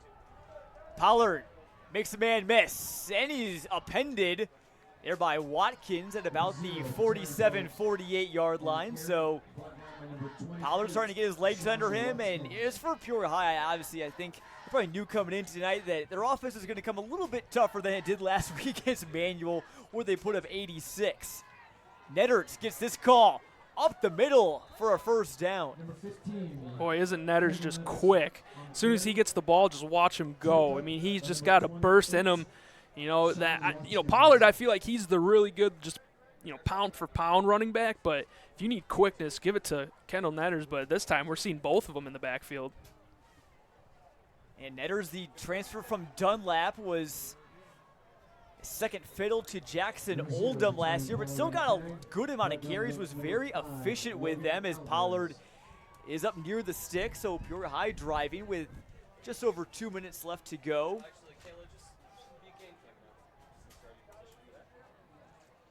Now see Netters as a blocker. Jaquarius Green stands up, and it looks like that's another false start on the Lions. And that goes on the left guard, Green, who is just a mountain of a man and received a college offer when he was in 8th grade because of his size. He is something, standing at 6'3", 385. Last year was a second-team All-Big 12 selection, and when you look at Prep Red Zone IL, he's ranked as the top offensive guard and 4th in the state. How about that? Pollard trying to fight for some yards, but a lot of Wildcats were there, including Watkins, as well as number 32, Drew Hart. Drew Hart, one of those players we saw that was banged up earlier in the season, but maybe not starting tonight, but he's back on the field. Good to see. 3rd and 6. 2 minutes left to go. Wildcats nearly bite. And Green waits on the audible. Netters in motion. Green looking his way, now downfield. Nope, goes to Pollard on the screen. Out across the 30 before he's wrapped up by a D lineman. I think that was Charlie Moore. The head fake one way, going the other way there for Green. Yeah, it was a good play setup. Looked like they were going to right, but then dumped it off left and got the first down. So now on this drive, we've seen 2 big third down conversions from the Lions, something they really weren't able to do in that first quarter, but now they're driving here under 2 minutes to go in the first half. Haven't seen a ton of drives overall by any team tonight. It's largely been 3-and-outs or quick touchdowns. Green dropping back, looking to air this one out. Going outside to Netters, that one well over his head. Netters only standing 5'8".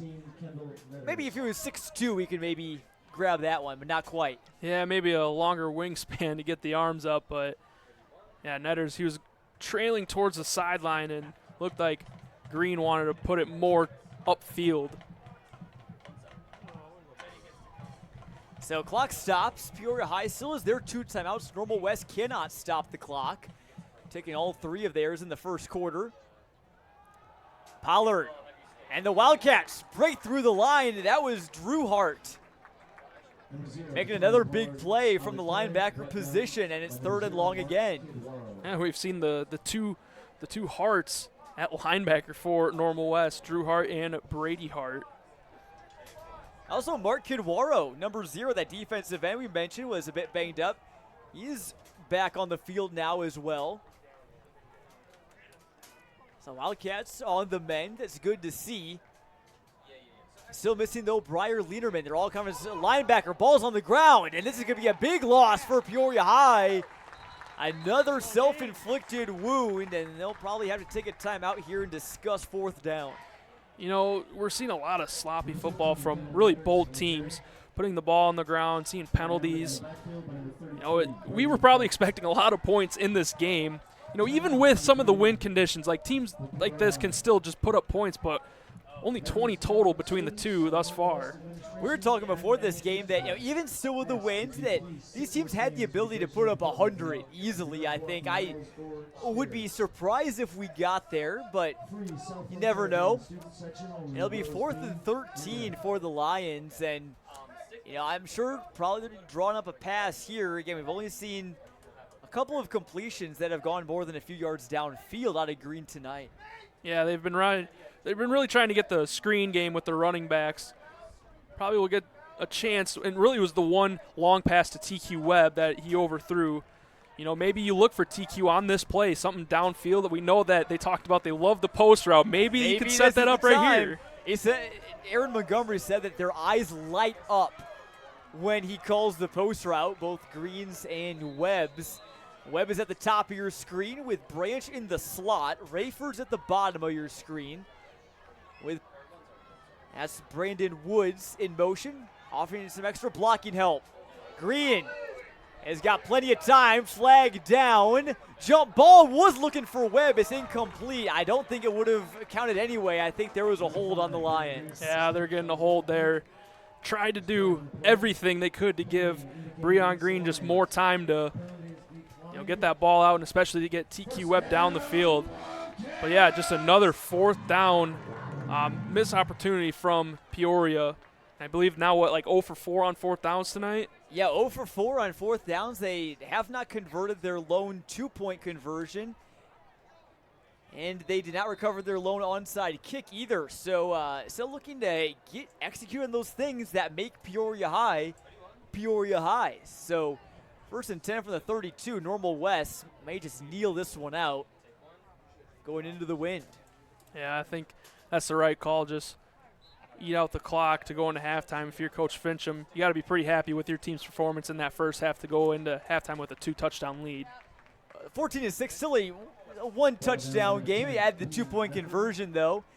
All depends on that. But again, a very good first half for Normal West. Missed chances for both sides, but Wildcats got to be feeling good, especially with that loss last week. You come out and you're on top of the number 6 team in Class 5A at the half. It makes you feel a lot better.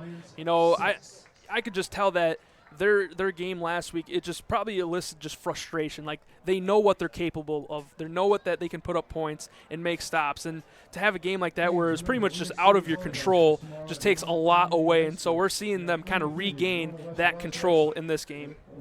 Definitely. Well, it's all set to be a great second half, but coming up next, we have the Bob Grimm Chevrolet halftime show. That second quarter brought to you by United Way. I want to thank them and all of our other sponsors that help make today's broadcast possible. We'll step aside here. WMBD Game of the Week.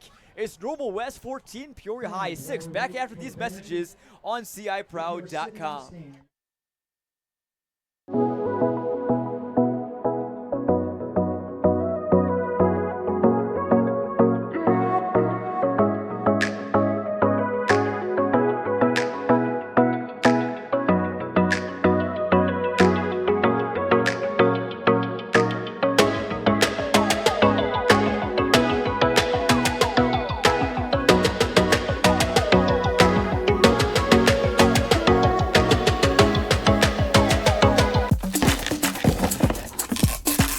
That mountain of boxes won't pack itself, but Peoria Production Solutions will.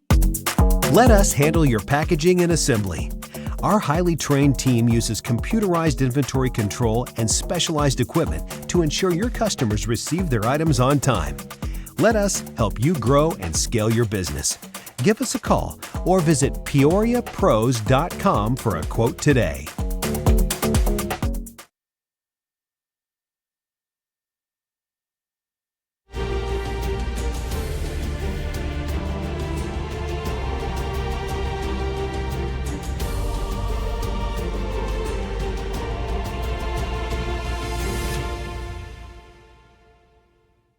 Family banking from a name you trust, Hometown Community Banks. For over 6 decades, we've been here right where you needed us. High-quality banking services delivered by caring professionals, people just like you who live and love Central Illinois.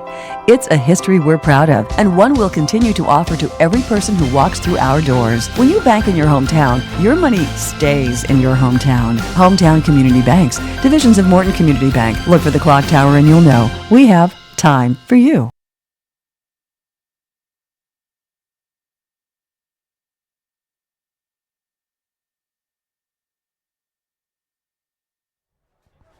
And welcome back to Normal West. Here, the Wildcats leading the Peoria High Lions 14-6 here on homecoming night. Band is taking the field.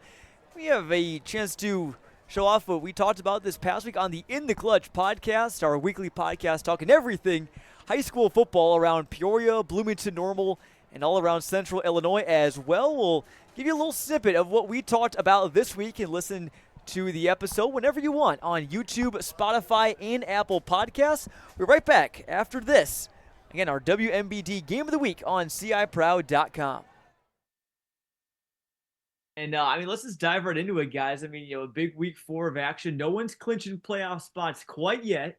They can this coming week, but, teams can get themselves in good position and everything, obviously, especially in the playoffs as well as their conference standing as well. And also just overall just building momentum. Maybe a team, realizes that, hey, maybe we're not going to make the playoffs this year. At least we likely won't. But, hey, if we can get a good win and get things going in the right direction, it's also big. But, we'll start just, I guess, with our game, Metamora and Morton. I know, obviously, neither one of you guys were there. I can talk about that. But actually, let's talk about the games that you guys were at. Wesley, I know you were at Bloomington and Normal West. That was a statement win for Bloomington, 48-16. Yeah, they were really dominant, and I think most of us expected that to be a pretty tightly contested game, and it wasn't. Bloomington just blew them out of the water. I couldn't put my finger on much of a particular, way that they beat them. I think they kind of beat them in every way. They're really dominant with the run game, and they were able to get it to a lot of different guys that had Rob Lanier, but also Cedric Gassaway and Lorenz Higgins got a lot of productive runs too, and the fullback Mikey Kimmel. So they were really able to ground and pound, and they also had lockdown defense. Only gave up 16 points. So, and they didn't throw a whole lot, but they were pretty efficient in what passing they did have. So I think it really was a statement, just showing how much they could do, and going at Urbana this weekend, and then their schedule really gets tough. So it'd be interesting to see how they fare against those really good teams.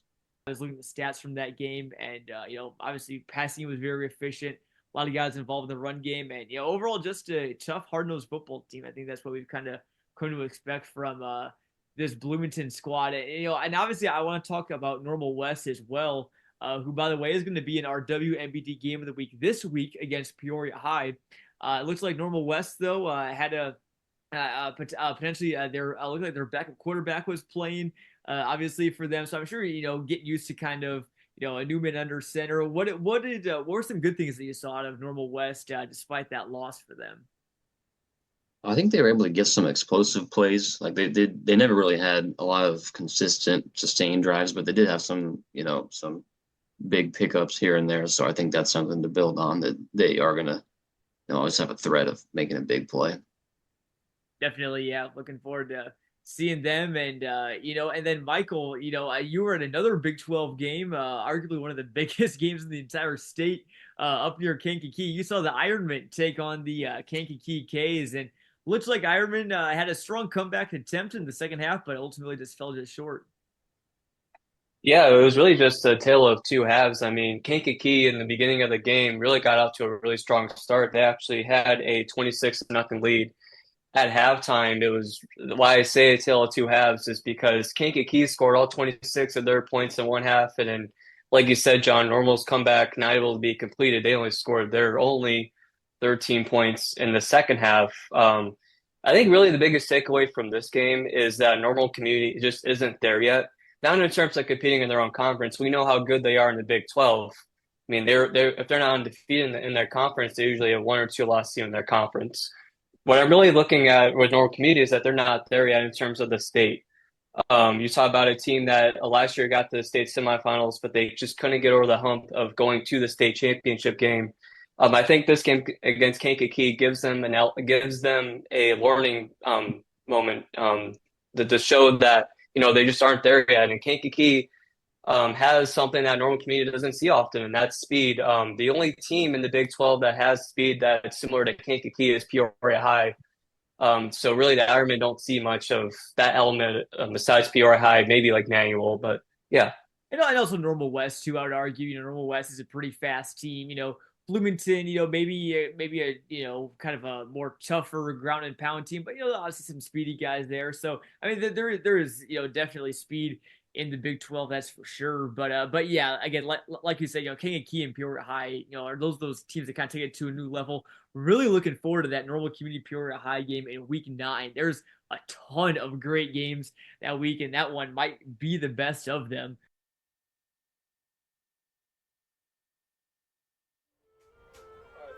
Welcome back to Normal West High School, and we have seen a first half where the Wildcats have taken a 14-6 lead on the Peoria Lions, and I'm joined with Wesley Stombaugh here to discuss some of the halftime, what you've seen in the first half, so Wesley.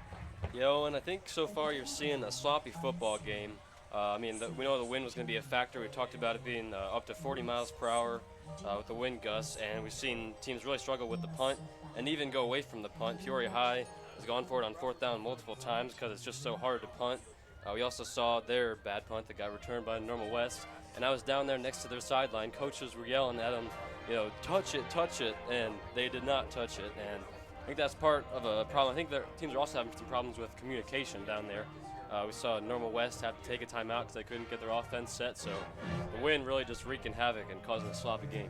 Yeah, I mean, the wind, you think it's just a little thing that it shouldn't play that much of a factor in, a football game, but it really has. I mean, you talked about the punt situations, but then also, the miscommunication, and I know for a fact, I've played in windy games with that helmet, and, you get wind rolling through the tiny ear holes. It can just be really loud to the point where, it just causes confusion of, what did I just hear? What did I not hear? And, I think that played a factor into what we saw with that one fumbled snap where Mefford was looking to the sideline and it kind of hit him in the numbers and dropped to the ground. But, what is something that has really impressed you about Normal West and how they've approached this game? I think their ability to stop the run has been really impressive, and I think you have to credit part of that to the wind making it so difficult to pass. It makes it a little bit easier to know that the run's coming, but also, we saw them against Bloomington really get run all over, and they were kind of dominated on the offensive and at the line of scrimmage.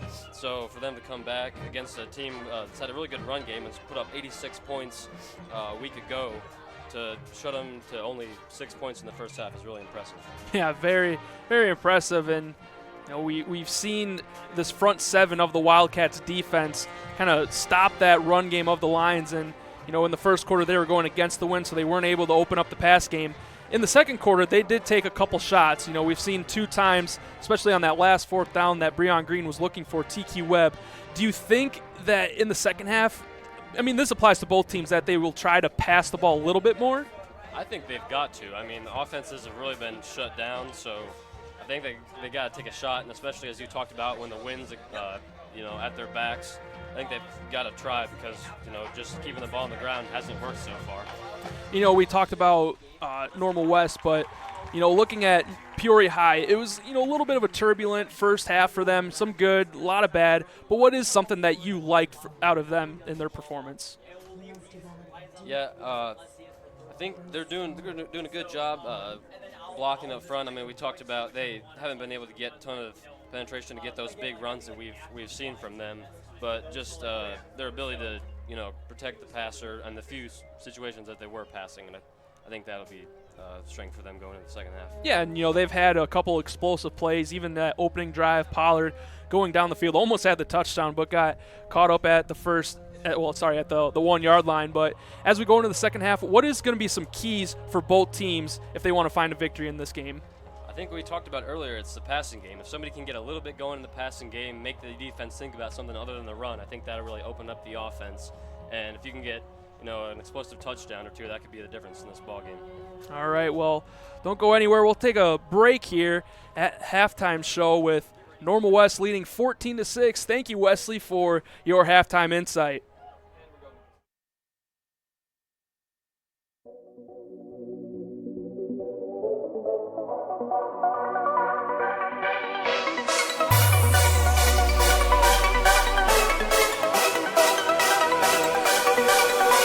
Central Illinois, we're going to overtime.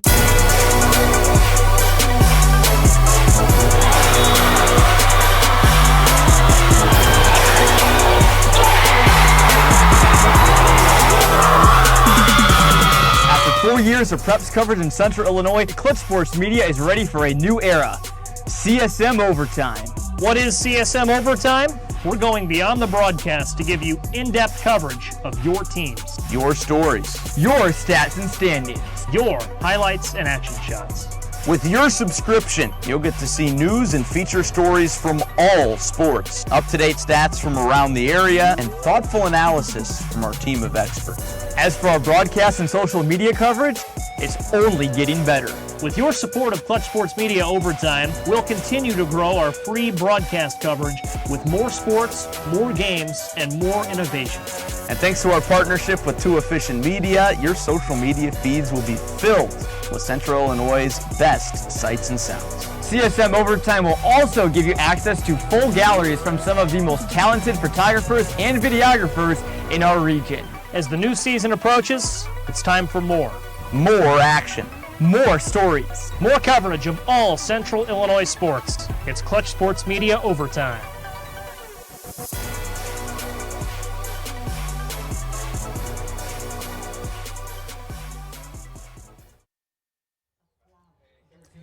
And welcome back to Normal West. Jonathan Michael, Owen Dimple here back in the booth with you. The Wildcats band and flag team, everybody put on a great show here again for homecoming.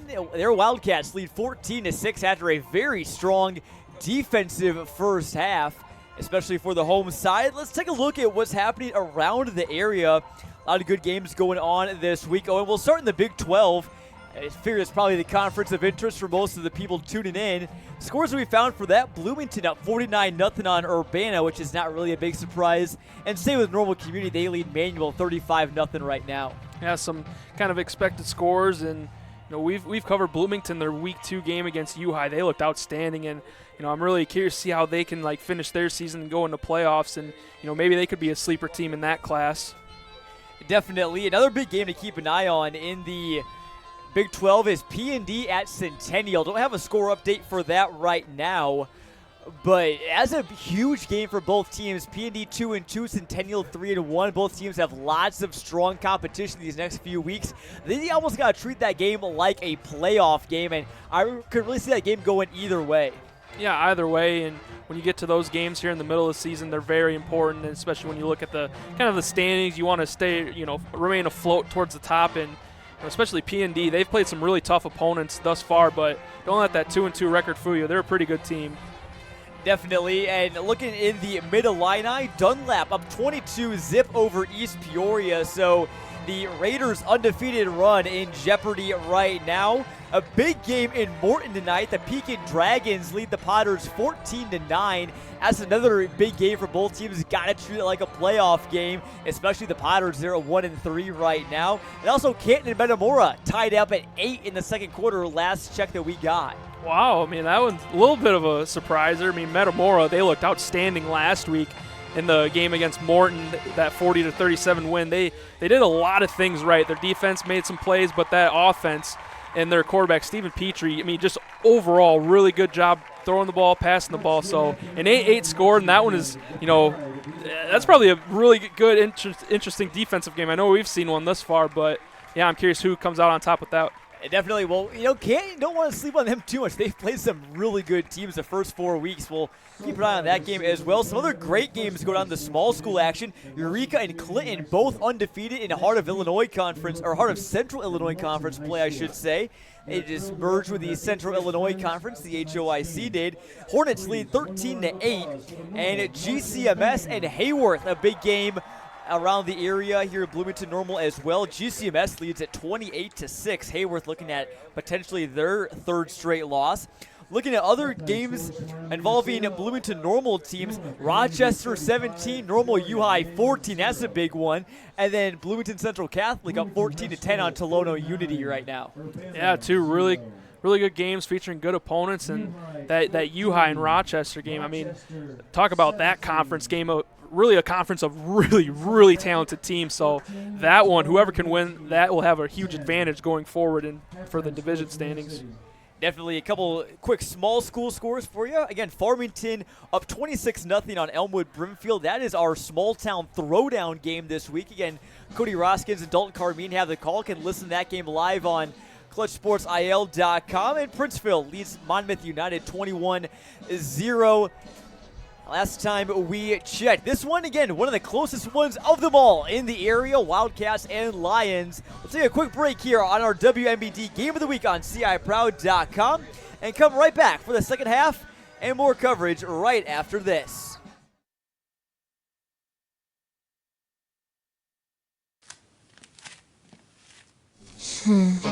Life happens. With Ashley's all-new high-performance furniture, you can relax. It's life-resistant. From messes and mishaps to snacks and spills, these pieces are easy to clean and durable. Plus, some styles feature machine-washable covers. So bring on the mess with a little less stress and discover high-performance furniture at Ashley. From the very beginning, she was my support, my cheerleader, always giving me the best she could. Now it's my time to find the best for her. And that started with a call to Shannon Fauner, Sunflower Real Estate Group.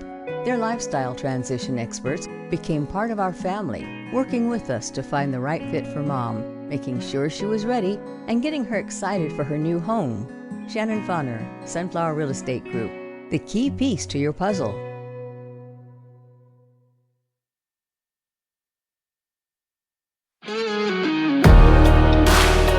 Passionate, focused, strong, qualities that you look for in a great athlete, and also a great lawyer. At Strong Law Offices, injury law is at the heart of what we do. Our team is on your side. When the game is on the line, let us tackle your claim. Sam Lehman & Morton, the #1 Ram truck dealer in Illinois. Ram Power Days is back. Don't miss it. This month, take over $15,000 off 2025 Ram 1500s and all heavy-duty crew cabs. And during Jeep Adventure Days, take $12,000 off MSRP on all Grand Cherokee and Grand Cherokee L Limiteds. Plus, save over $16,000 on a brand new Jeep Wrangler. All here at Sam Lehman & Morton, where we do the deals no one else will.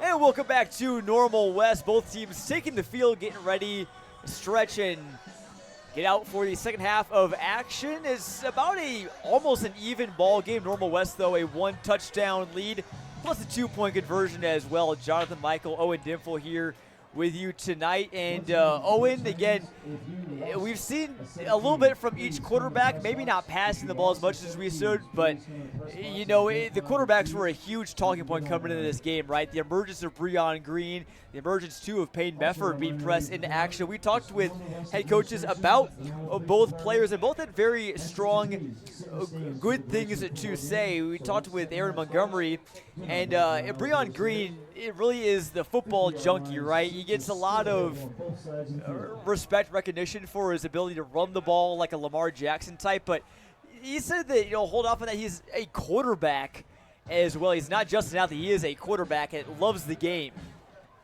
Yeah, and like he's, you know, when you get to the quarterback position in high school, sometimes you feel like you might just have to put a player out there. So for him to say that, yeah, he does have a true quarterback that can run this offense, that's a huge advantage. And, you know, going back to the term of the football junkie, I mean, who doesn't want to have a quarterback that is like that? You know, it's yeah. You know, they're bought in. They have a lot of pride into it, and so I think that's almost a necessity out of a quarterback to kind of be bought in like that.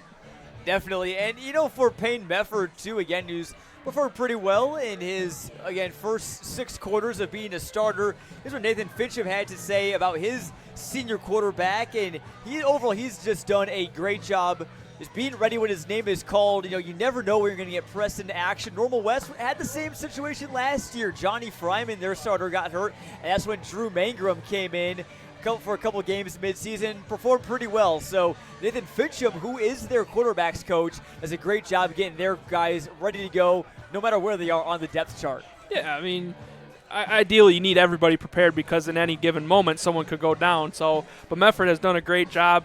You know, Fincham talked about just the intelligence that Mefford has, and to be quarterback, you got to be a pretty smart cookie to know what's going on, because like he said, it's not only the defense that is giving, like what the defense is giving you, but it's also what the offense is kind of adjusting throughout the game. So you have to know that both ways. And so Mefford, just being the intelligent player that he is and also a great teammate, just speaks volume to how Mefford's been able to kind of take the strings of this offense and keep it running while Mangrum's been out.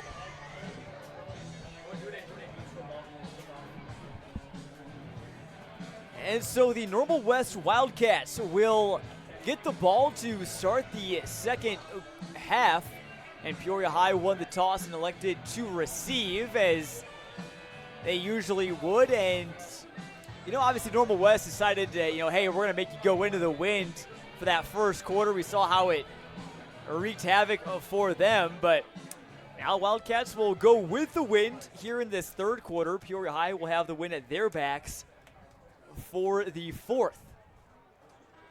It's been the great equalizer thus far in this game, and I'm sure it'll still continue to be that way. Who can take the most advantage of that win in their situation, especially when you get into the fourth quarter if it remains a one-score ball game. You know, and you talked about, especially, again, we talked that Canton-Metamora game close in the second quarter, maybe didn't expect it, and when you have elements like this, I assume it's probably pretty windy up in Metamora too.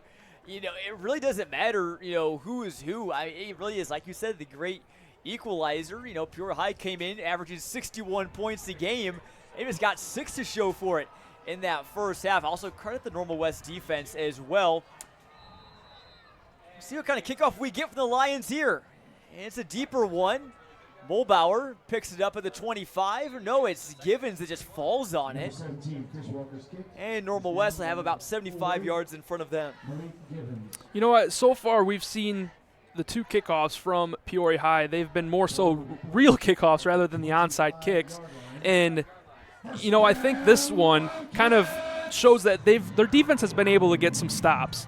Maybe if they push them back into their own field, they can force a quick stop and then get the ball in better field position for them to get more points on the board. It definitely, field position has been there, hasn't been there for both teams. It's kind of been hit or miss. Normal West, though, maybe a bit in their favor.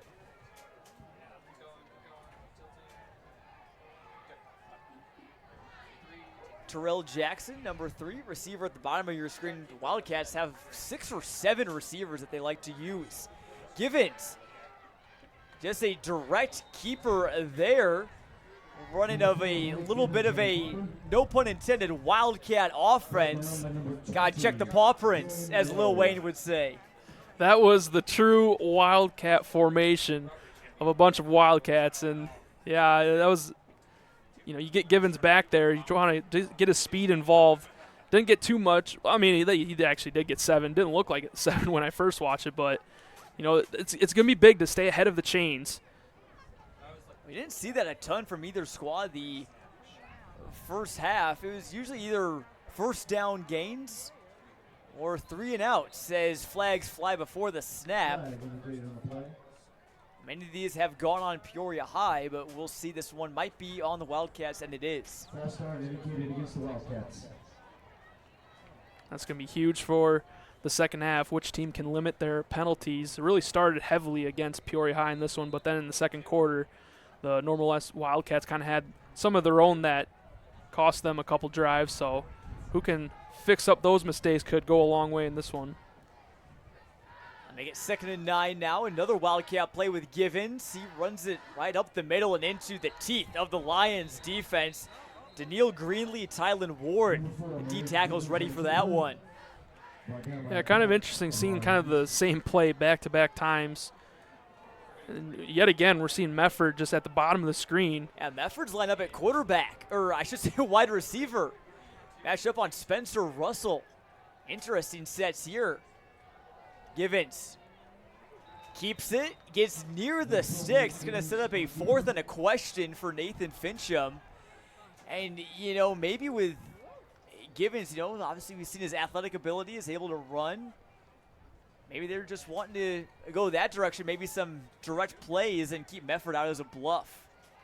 Yeah, it kind of, it's something they didn't do in the first half. It's all about making those adjustments, and in that time, kind of just throwing something at the wall and see what sticks. Maybe they could have had an explosive play there, but in the end it wasn't.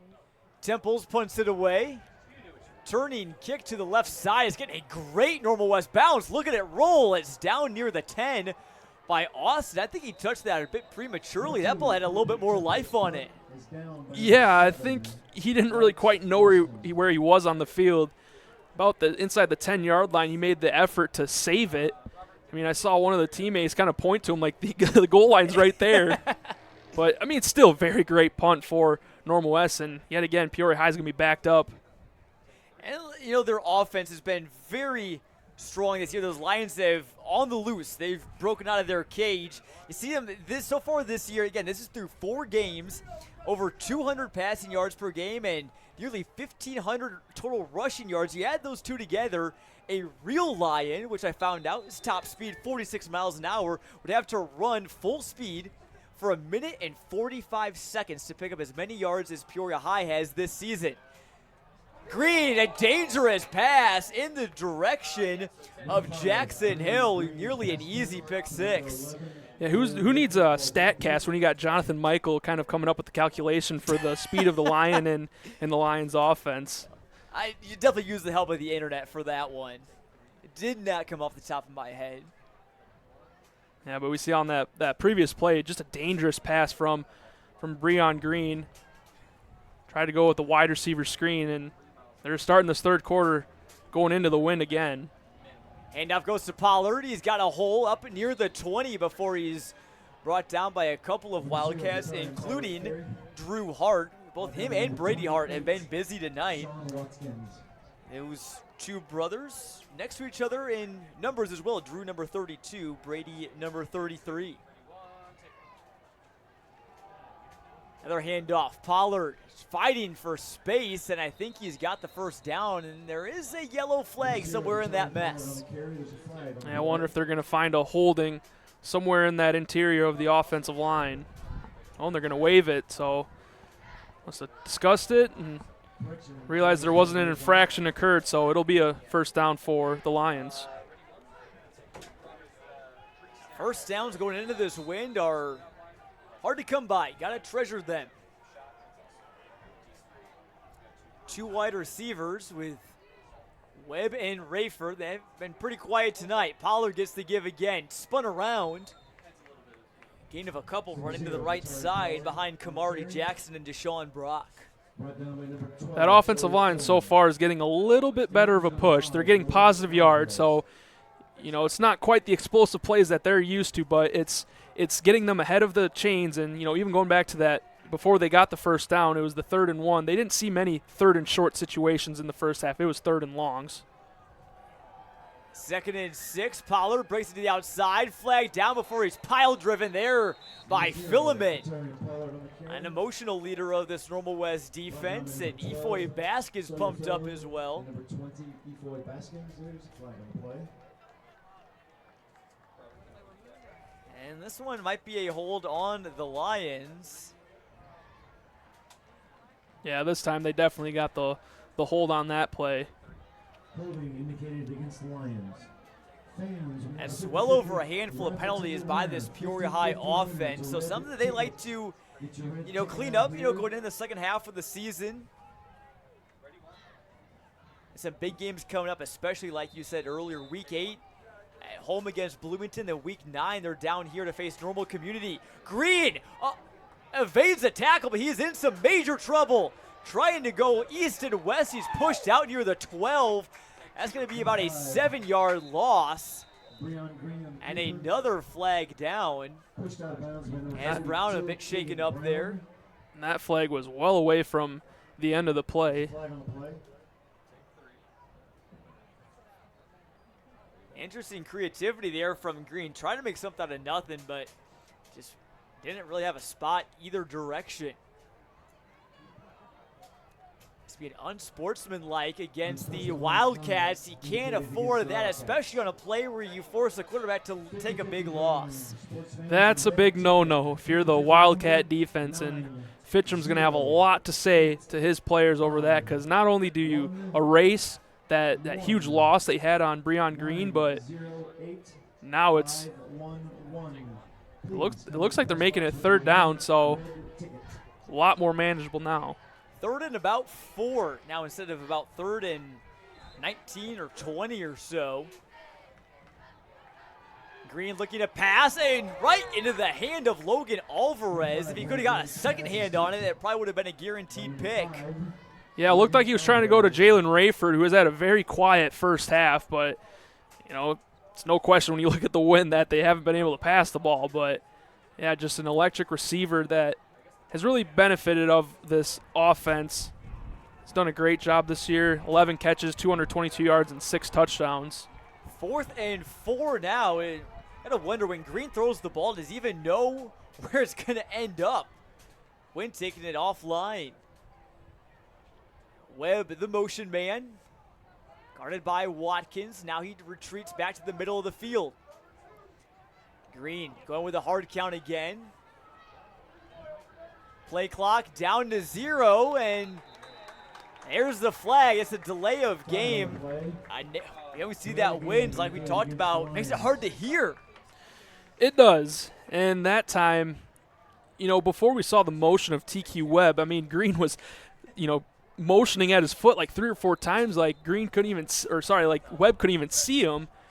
But even then, when he got set, I mean, I don't know if he was still looking at the defense or if something wasn't right, but yeah, that play clock just went down to 0, and now you made a 4th and, was it 4? Now 4th and 9. 10 seconds left on this play clock. They get the snap off. Green hounded by Keegan Brown. A big sack for the junior D end. He has been a havoc wreaker tonight. When you look at Keegan Brown and, you know, especially with this Normal West front 3 of Charlie Moore and Romeo McCollum, they're all over 200 pounds, but Keegan Brown just standing at 185, he has been the biggest guy there, being able to get into the backfield, and just it's not going to show entirely up on the box score what he did tonight, but he is a huge reason why Normal West has had a really good game thus far. Whenever they need the biggest stops, it always seems to be Brown in there for the Wildcats. They take over in golden field position at the 21. Mulbauer bounces off of a man, gets inside the red zone. Again, red zone brought to you by Ashley Furniture Home Store. How can the Wildcats capitalize? They've had some opportunities, and we saw 1 or 2 in the first half that they just couldn't quite convert on. And that was going to be one of my kind of like keys to the second half for really both teams. Who can capitalize on their drives? Both teams have had chances, but it's only been a couple plays here and there that have resulted in the touchdowns for both teams. Lions packing the box. 1, 2, 3, 4, 5, 6, 7, 8 guys in there. Mefford is looking to pass. And that one behind his man Temples. 2 flags come down in the secondary. Number 2, Temples falls incomplete. There's a flag on the play. I haven't seen Mefford throw the ball a ton tonight. On the end arounds, runs up the middle. A couple screen passes. Well, that time we saw Givens and Temples pretty much running almost the same route. Maybe a little bit of a levels kind of formation. You know, one going kind of immediate and then the other kind of a lower level. I think one of them got kind of hooked on their route. Still waiting to see what this call was. Maybe I didn't see it, Owen. Our zebras are convening at about the 18. Well, there was 2 of them that threw their flag, and it was in the same area. So I wonder if they saw the same thing, or maybe they did have 2 different infractions. So either way, it'll be a 1st and goal now for the Wildcats. Under 8 minutes to play here in the third. looking to go up 2 scores on the number 6 team in the state in Class 5A. Baskins in motion. They'll hand off. It's Mulbauer to the right side. Peterson is right there, and he gets the first licks at taking down the Wildcat star sophomore. Peterson did a good job with his responsibility, and that was outside contain. He kind of just established, face towards the strong side of the field, and made sure that Mulbauer was going to stay right in front of him and couldn't get outside. And both defensive lines have played pretty good tonight. I'm sure it helps knowing that most teams are probably going to run the ball most of the time, but take nothing away from them. They've played good, and the linebackers, too, like Peterson, have been all over the place. This one also goes to Mulbauer. Out near the 5, he's wrapped up after a gain of about 3. Couple guys in on that stop, including number 44, Tristan Hansen. Now we're seeing another 3rd down. As we said just a couple plays ago, it's all about capitalizing on drives, and this is a big opportunity for the Wildcats to deliver another punch in this one. And your safety net, you don't want to think about it too much, but you do have the wind at your back, and you got a pretty good kicker as well, so 3 is an option. It would put you up 2 possessions. Baskins in the slot, Givens at the bottom of your screen, both cornerbacks playing up. Trouble with a snap. Meffer looking to throw. Givens, his outstretched arm, just not quite there. Would have been a fantastic Odell Beckham-esque grab. I think the play was there, John. It was a good design, but, you know, once again, we see Mefford kind of fumble the snap a little bit, and that just takes away a lot of the timing.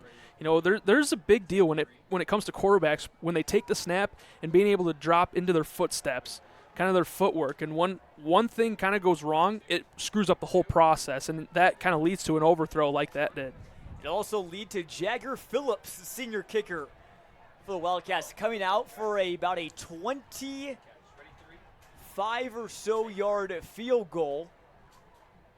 Snap and hold is blocked partially. And this is going to be Peoria High football. Going to see where they're going to take over. That's a huge play from the defense. I didn't see you got a hand on it, but that keeps them at a 1-score game. I don't think it was really one guy that got a hand on it. It seemed like the entire front got through in the range of to be blocked. It looks like they might take over inside the 10. Not quite sure if they spotted that. The ball did go into the end zone briefly. So we're seeing where they will take over. Either way, it's going to be a long field for the Lions. I mean, that's kind of been the story for them tonight. Long field ahead of them. I think really there's only been one or two drives where they started at around near midfield or into Wildcat territory.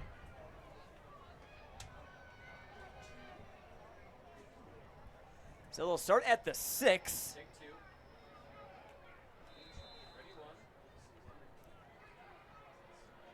And actually, no, it looks like they're going to start this at the 1-yard line. In their own shadow, Pollard dives forward for about 5. That'll give him some breathing room. Pollard just that hard runner. We've seen it a lot tonight, him just trying to find some extra yards, fall forward. Only a couple times where he's been able to find some space and turn the Jets on. I haven't really seen any player be able to kick it into second gear tonight. Pollard goes forward for a few more before he's wrapped up by a heap of black jerseys. Good sportsmanship there from Brady Hart, giving Pollard a big pat on the helmet. 3rd and 4 from the 7. Yes, right now, if you're Peoria High, got to get out of your own shadow. As we'll get a timeout for an injured Lion. Looks like that's Netters.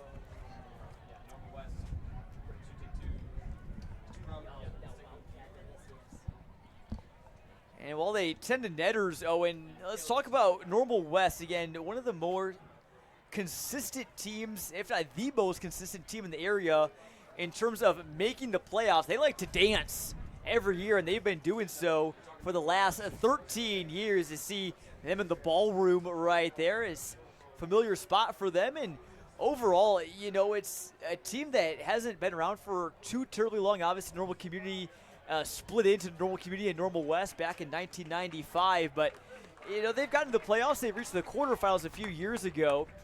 But it's just a team that you can count on almost every year to make it to October, maybe even November. They got a lot of good athletes, and it was actually, cool to see before the game starts today. They brought out some members of the inaugural 1995 team at midfield, so it was kind of cool to see that, just the history of this program, and they're probably all tonight here for the homecoming festivities, and so far it's been a really good homecoming night for Normal West.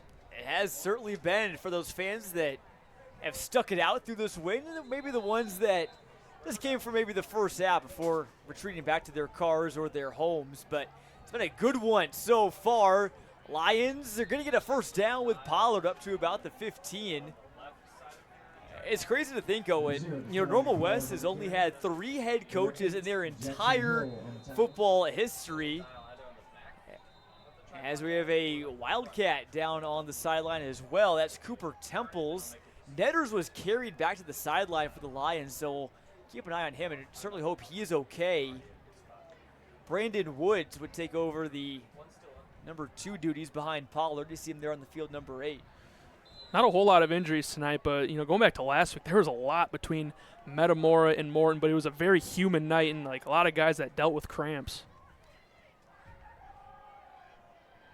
Right into the teeth of the beast. Nothing doing for the Lions' run game.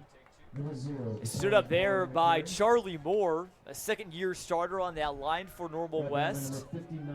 Yeah, lots to look forward to, especially, you got Romeo McCollum coming in to start in the D line. Now he's a sophomore. Keegan Brown's a junior. Efoy Baskin's a sophomore. Taekwon Page a junior. Green, dangerous pass into the hands of Russell. Somehow brought it in and lost the football out of bounds. Gained of about 4 there on 2nd and 9. Yeah, I wasn't sure if it was the hit from Zion Jackson or Sean Watkins that poked the ball loose, but thankfully, Russell, he was just right there at the sideline, so he wasn't going to lose that ball. Yeah, just the Lions trying to get that wide receiver screen game going, but some of these passes are in very dangerous territories. 3rd and 5. They'll throw it again. He's got Webb. He shakes the tackle. He shakes another one. There goes TQ inside the 40, 20, 10. Touchdown Lions. The biggest play of the night. That was massive for Peoria High. You want to give it to one of your best receivers, and that's TQ Webb. Breon Green just had kind of a little of a fade route right there, and he was open down the right sideline, and what a run and just yards after catch from Webb to weave in and out and make some defenders miss. And now we can look at 3:45 in the third quarter clock. The Lions have a chance to tie this up with a 2-point conversion. All important 2 points for Peoria High. They only need to get 3 yards. It usually comes pretty easy for them. Not as much so tonight. Handoff goes to Pollard. He's not going to get it. Wildcats will maintain their lead. Those 2-point conversions could end up being the biggest plays of the game. Massively. One of the keys of the game was to execute their kind of aggressive play call style. So far, 0 for 2 on the 2-point conversions, about 0 for 4, 5 on 4th downs, and they haven't been able to recover an onside kick. So, in reality, with all that going against you, I think they're pretty lucky to be only down 14-12 at this point. Certainly, this is a back-and-forth game again. I think both teams, like we said, have had multiple opportunities, although Mother Nature has been quick to take them away tonight. But how about that pass and catch? They tried to bring Webb down with kind of the ankle tackles. He showed off his strength there and broke it for 80 yards. So you saw the speed and the strength of TQ Webb, and it's I believe his 8th touchdown catch of the season. And again, we're just in week 5, so he loves that rapport that he has with Breon Green. Yeah, and on that play, it was really him versus the safety on who was going to make the play, and he was able to evade that tackle. The safety did all he could to try and bring him down and save that play, but Webb just found a way to sneak through it. So TQ, that's his nickname that everyone calls him. His real name is Taquan, but everyone knows him as TQ. Again, a player on Peoria High, Still looking for his first college offer. Definitely a good guy to reach out to if you're potentially in the college or recruiting scene. A lot of good players on Peoria High, especially on Normal West too. You know, both these programs do a great job of sending guys to the next level. You got Gavin Camp now playing at ISU, former Normal West wide receiver. You got loads of guys from Peoria High that are, going to the D3 or JUCO level and then trying to advance their way up. Gino Hess, a former Peoria High Lion, is the all-time leading rusher at Southeastern Missouri State, SEMO. Yeah, and I believe Gary Rutherford's at Wyoming, a Division I school. So, yeah, I mean, just you look across these programs and you could go back 10, 15 years, and there's been just terrific talent and players. Guys that have played for the Illinois Fighting Illini, Karan Taylor, former Lions quarterback, big name of the pass that many will remember. Flags fly on 1st and 10. Flag on the play. And it's a false start on the Wildcats, so they're behind the 6-0, and this is a big drive if Peoria High can force a 3 and out here. Opportunity to head into the 4th potentially with a lead. It's all about momentum, and right now Peoria High gained a little bit back after that huge touchdown. Normal West still carrying that small 2-point lead.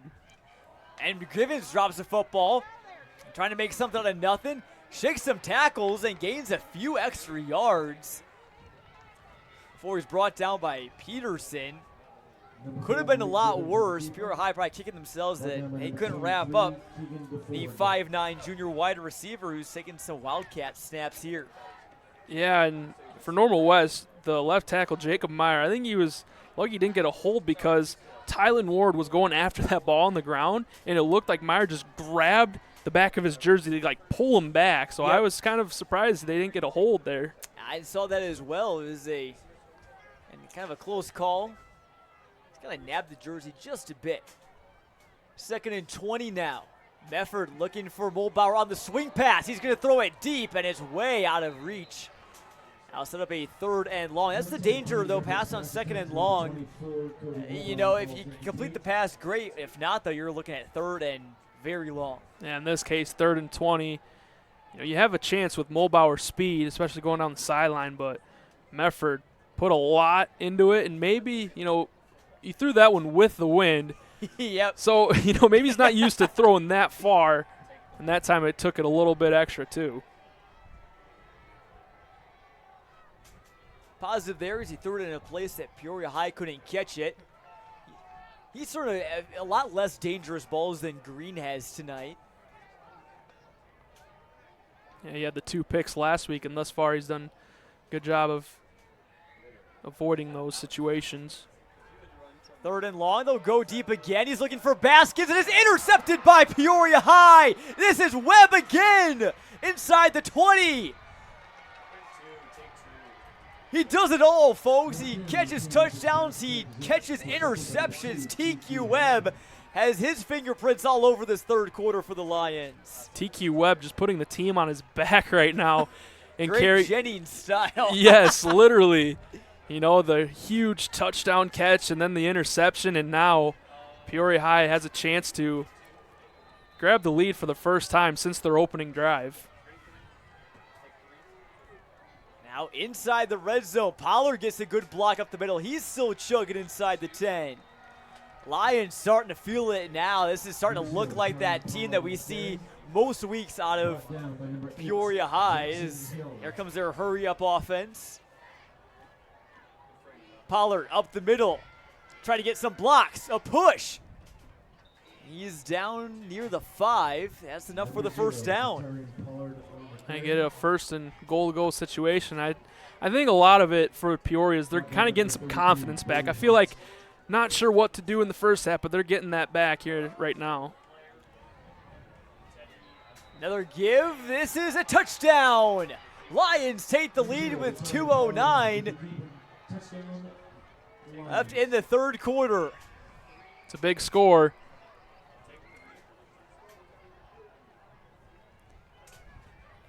Tarion Pollard, I believe that was, found his way in, and the Lions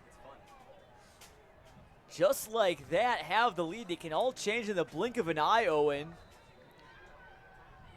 Now the Wildcats playing from their heels. We'll see if they can stop another two-pointer. Green looking to pass, going in the corner. That was intercepted, or no, rather incomplete.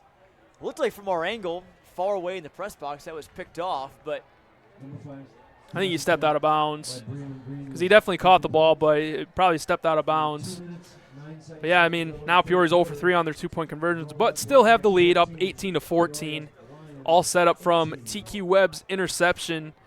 You know, it really makes me think, you know, we made our preview video the other night, and you asked me, like, what's it going to take for a team to make a difference in this game? And I said with two great offenses, it's going to be about who can make the defensive play, who can make the turnover, the takeaway. That could probably shift the momentum in this game. And now we just saw that with TQ Webb's interception leading to the Pollard touchdown. TQ Webb starting to maybe throw his name in the hat potentially for MVP honors.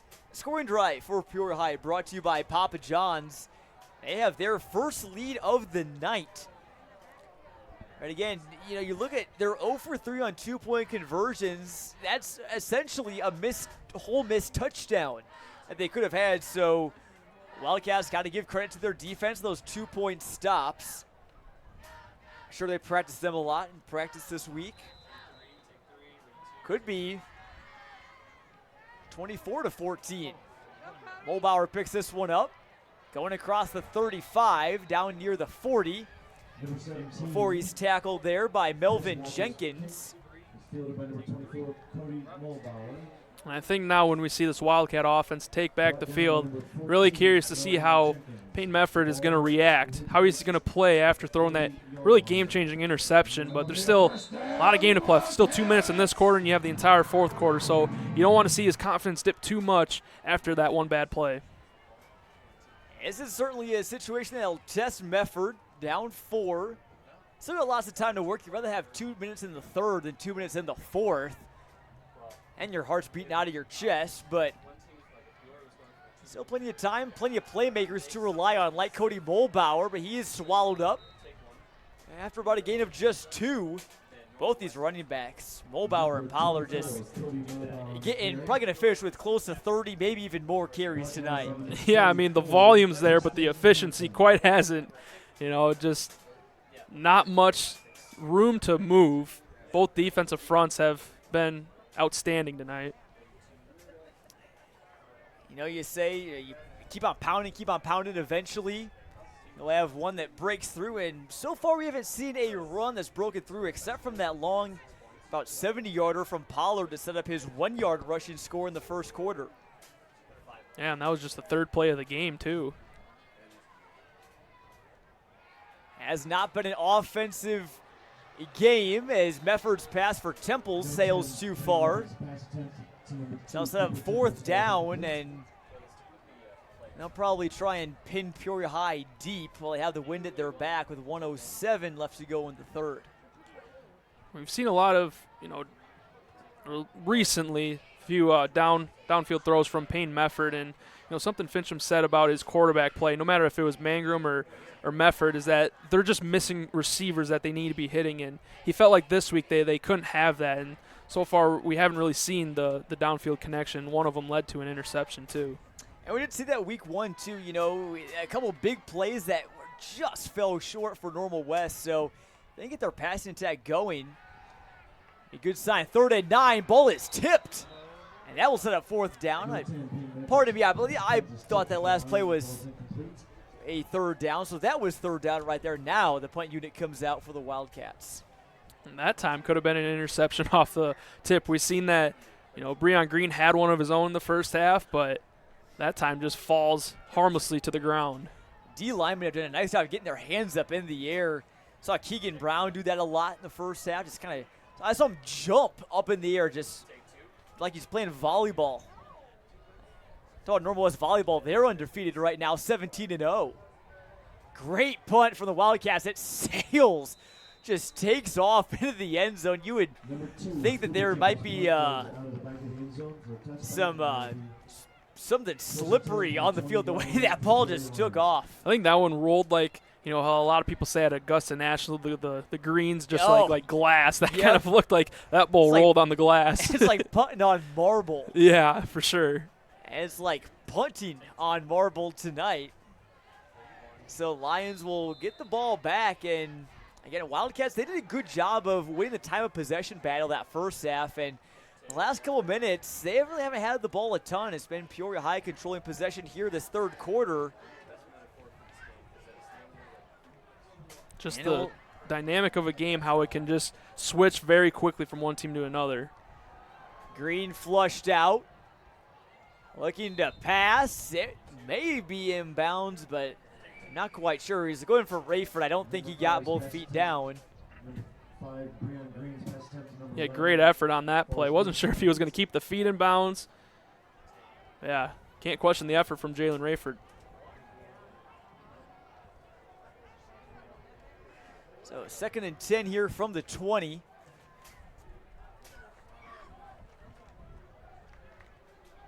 Low snap. Green just keeps it. Runs it up the middle. Picks up about 3 or 4, if even that. So if you're Normal West, 3rd and long here, they're going to let this clock drain out. I thought maybe would they take a timeout and try and force Peoria High to possibly punt into this wind. Doesn't look like that's the case. Yeah, but I think, you know, in a close game like this, you want to save your timeouts in the fourth quarter just in case if you need one more stop. Green's hard count. Might have got the Wildcats that time. You can tell he practices that a lot because Normal West has jumped a few times. Hasn't always been called. Sometimes it's been a false start. You want to be good. You don't want to be too good at it to the point where your own offense thinks that the play is starting. You want to watch a quarterback do that. Aaron Rodgers has been the king of that my. hard count. Don't remind me. I have enough nightmares about that. The hard count and then the free play that usually came with it, too. Oh, boy. We're getting some bad flashbacks here, but we're going to get a great fourth quarter coming your way. Lions take the lead, 18-14. They have the football and driving. We'll see what the final 12 brings here from Normal. So the Class 5A number 6 Lions up by 4 over the 2-2 Normal West Wildcats at third quarter. Is brought to you by Peoria Production Solutions. I want to thank them and all of the other sponsors here tonight. We'll take a quick break. Be right back after this on CIProud.com. The Jansen Law Center, representing Illinois injury victims for over 40 years. You're involved in a serious auto crash. The insurance company isn't even fair with you concerning your motor vehicle. Do you think they're going to be fair with you with regard to your serious injuries? Contact the Jansen Law Center. J. Jansen. One name says it all.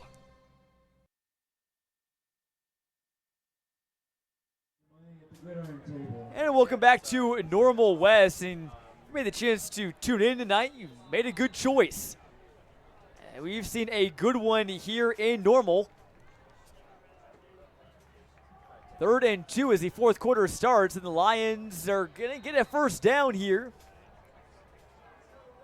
Handoff went to, guess who? Datarion Pollard, who's the younger brother of another former Lion. We became accustomed to calling over the airwaves Deatrick Pollard a couple years ago. The family ties, going back to the other graphic, not always on the team at the same time, but they'll see it, a rotation of family ties. Fourth quarter here. 1st and 10. Give up the middle. That's Netters. He's back into the game. His first carry picks up 18. Glad to see he's back in. His injury, again, was carried off the field. Showing no signs of it now. You wouldn't have guessed that he would have left the game prior with an injury. That time it was a great run. Found some space in the secondary and got across the 50. 19 officially. Lions now into Wildcat territory. Green looking to throw it deep. He's got Webb, and the ball just sailing tonight. That's been the story of the game. You don't need to give it as much mustard as you think. Yeah, he had his favorite target downfield with TQ Webb, and you think with Webb's speed he could almost run down any ball that was, highly placed, but that time it just took off like it was shot out of a cannon. It's kind of a catch-22, you throw it higher in the air, gives your receivers more time to run, but tonight, the higher you throw it, the further the wind's going to take it. So what do you do? 2nd and 10 here, and a full backfield here for the Lions. Green is going to keep this one into the teeth. Running behind is center Alexander for a gain of about 2, and Normal West. Huge, huge play here now for their front 7 that has overall played pretty good tonight. Yeah, we've talked about how they've done a good job against the run, but also just with Breon Green's ability to run the read option. He hasn't had much running ability. A couple 4th down plays looked like he might have gotten outside to find a 1st down, but then they corralled him before he could get it. So in that time, another good job by the defensive ends to keep him within the tackles. So 3rd and 8, Green now escapes the pocket, chased by Brown, looking to run, picks up some yardage. He's close to the sticks. Brown doesn't think that he got there. It was tough to tell from here. He's going to be just short. Jackson Hill pushed him out. Yeah, he kind of did some damage to the stick itself. I think they are going to mark it just short, though. I think he might have moved it, too, so they're not quite sure where it might have been before, so they want to make sure they get this call right. Yeah, again, that is a big collision there with the 1st down marker, which the little orange styrofoam marker, they're trying to reattach to that, and the guy says, yeah, forget it. We'll just hold it on there. 4th and short. Webb in motion. This might be on the Lions, I think, a false start. And it is. Another 4th down killer for Peoria High. Yeah, that's a backbreaker. They did a better job in the 3rd quarter limiting their penalties, but this time it's coming back to haunt them, and now a 4th and 2 turns into a longer 4th and 7. 4th and 2, you have pretty much the entire playbook to work from, but now a 4th and 7. You could still go either kind of a halfback screen maybe, run the ball. You never know with this Peoria offense. 4 wide receivers. Webb looking to throw it across the middle. That was picked off by West. That's Baskins across the 40. He's taken down at the 45. So one big interception on one side, and Baskins gets it right back for the Wildcats. Yeah, the Wildcats get their get back that time, and Breon Green with his 2nd interception. Last one maybe wasn't his fault with the tip, but that time he threw that right into the hands of Baskins, right into the basket of Baskins. Baskins has had a nice game for Normal West. He's had some jet sweeps that he's ran, made some good plays in the secondary, and also had that not blot punt. We thought it was a blot punt. It was just a wind-affected punt returned for a touchdown. So now here come the Wildcats with a chance to take the lead. 10:23 to go. This one has all the makings of another classic. Handoff goes to Mulbauer. He's got some space. Across the 50, across the 45 before he's pushed out by Tavion Alexander. Yeah, Mulbauer just challenged Alexander right there, put his head down and drove right through him. And when you look at Mulbauer, he's just a great combination of both power and speed. Just a really dynamic running back. Mulbauer was on the Wildcats track team. It was part of a relay team that reached the state finals down in Charleston. So lots of speed on this Normal West team. From the 44, lots of blockers out to the right. Mulbauer will follow them, getting some good ones. Across the 37 or so, down to about the 36. Saw a pulling guard on that play. I believe it was Grant DeJanes. That kind of kicked open a door to get Mulbauer into the 2nd level. I tell you, Owen, I never played football myself, but if I was a running back, when a guard would start pulling for me, I would know that it's going to probably be a good play. They're ready to kind of lay the boom there. Mulbauer running behind his line. I think that was DeJane setting the block again. He's got a 1st down. Wildcats moving the ball with some tempo here in this 4th quarter. Still 9:30 left to go. Again, they're going into the wind, so I'd be surprised if Mefford threw the ball much here, despite being a trusted backup quarterback for the Wildcats. And they've tried the field goal attempt before. This time, and it's a 4-point game, so you're not sure. Maybe if you get into a 4th and long and you don't necessarily want to go for it, you probably even take out that equation with the field goal attempt. They're on a pitch play. Mulbauer cuts it, and he's wrapped up there by Julian Lowe. It was a smart cut, because if he would have just kept going to the outside, I think he would have had a loss of about 4 or 5 on that one. He's got to put that foot in the ground and switch directions. I tell you, it's going to be a lot of fun watching Cody Mulbauer over these next few years, and same could be said for Efoy Baskins. We get another year of Breon Green, too, so again, nothing against the senior class in just the general Peoria Bloomington Normal area, but there's so many good underclassmen from every team. Certainly a great pipeline. 2nd and 7. A couple wide receivers. They still hand off to Mulbauer. Content to just get 3 yards in a cloud of dust there. And if you're the Wildcats, again, nothing wrong with letting that clock bleed. If the Lions are going to get the ball at least one more time, one would assume. But the less time you can leave them, the better, especially. Lions, though, are a quick strike team. 3rd and 5, big play here. Mefford trying to go the hard count, and the Lions don't go. Showing a lot of pressure right up the middle. Pitch play out to the right side. Mulbauer's got some blocks. He's tripped up. He's taken down there by Melvin Jenkins. A huge tackle from the junior cornerback who mostly plays on offense and making a big tackle there on D. Yeah, I think he had a really key interception from a game or two ago. That was Gerald Jenkins. Close. Goes to the family ties once again. Yeah, Gerald Jenkins has had 2 game-sealing interceptions for Peoria High. Had them against P&D in Week 2, a 46-40 win, and Morris at 58-52 in Week 3. 4th and 4, Givens in the Wildcat, right to the right side. Stiff arm down to the 25. I think he's short. Great tackle by the Lions defense. It looks like Alexander was one of the first guys there, and the Lions get the ball back.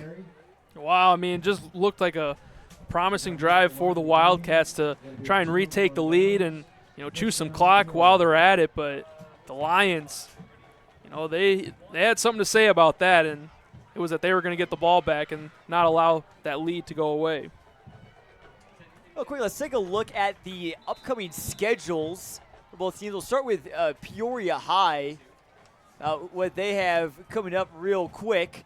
They host Richwoods next week. Then they're at Champaign Central, 2 games they should probably be pretty heavily favored in. And then they'll host Bloomington and then go to Normal Community.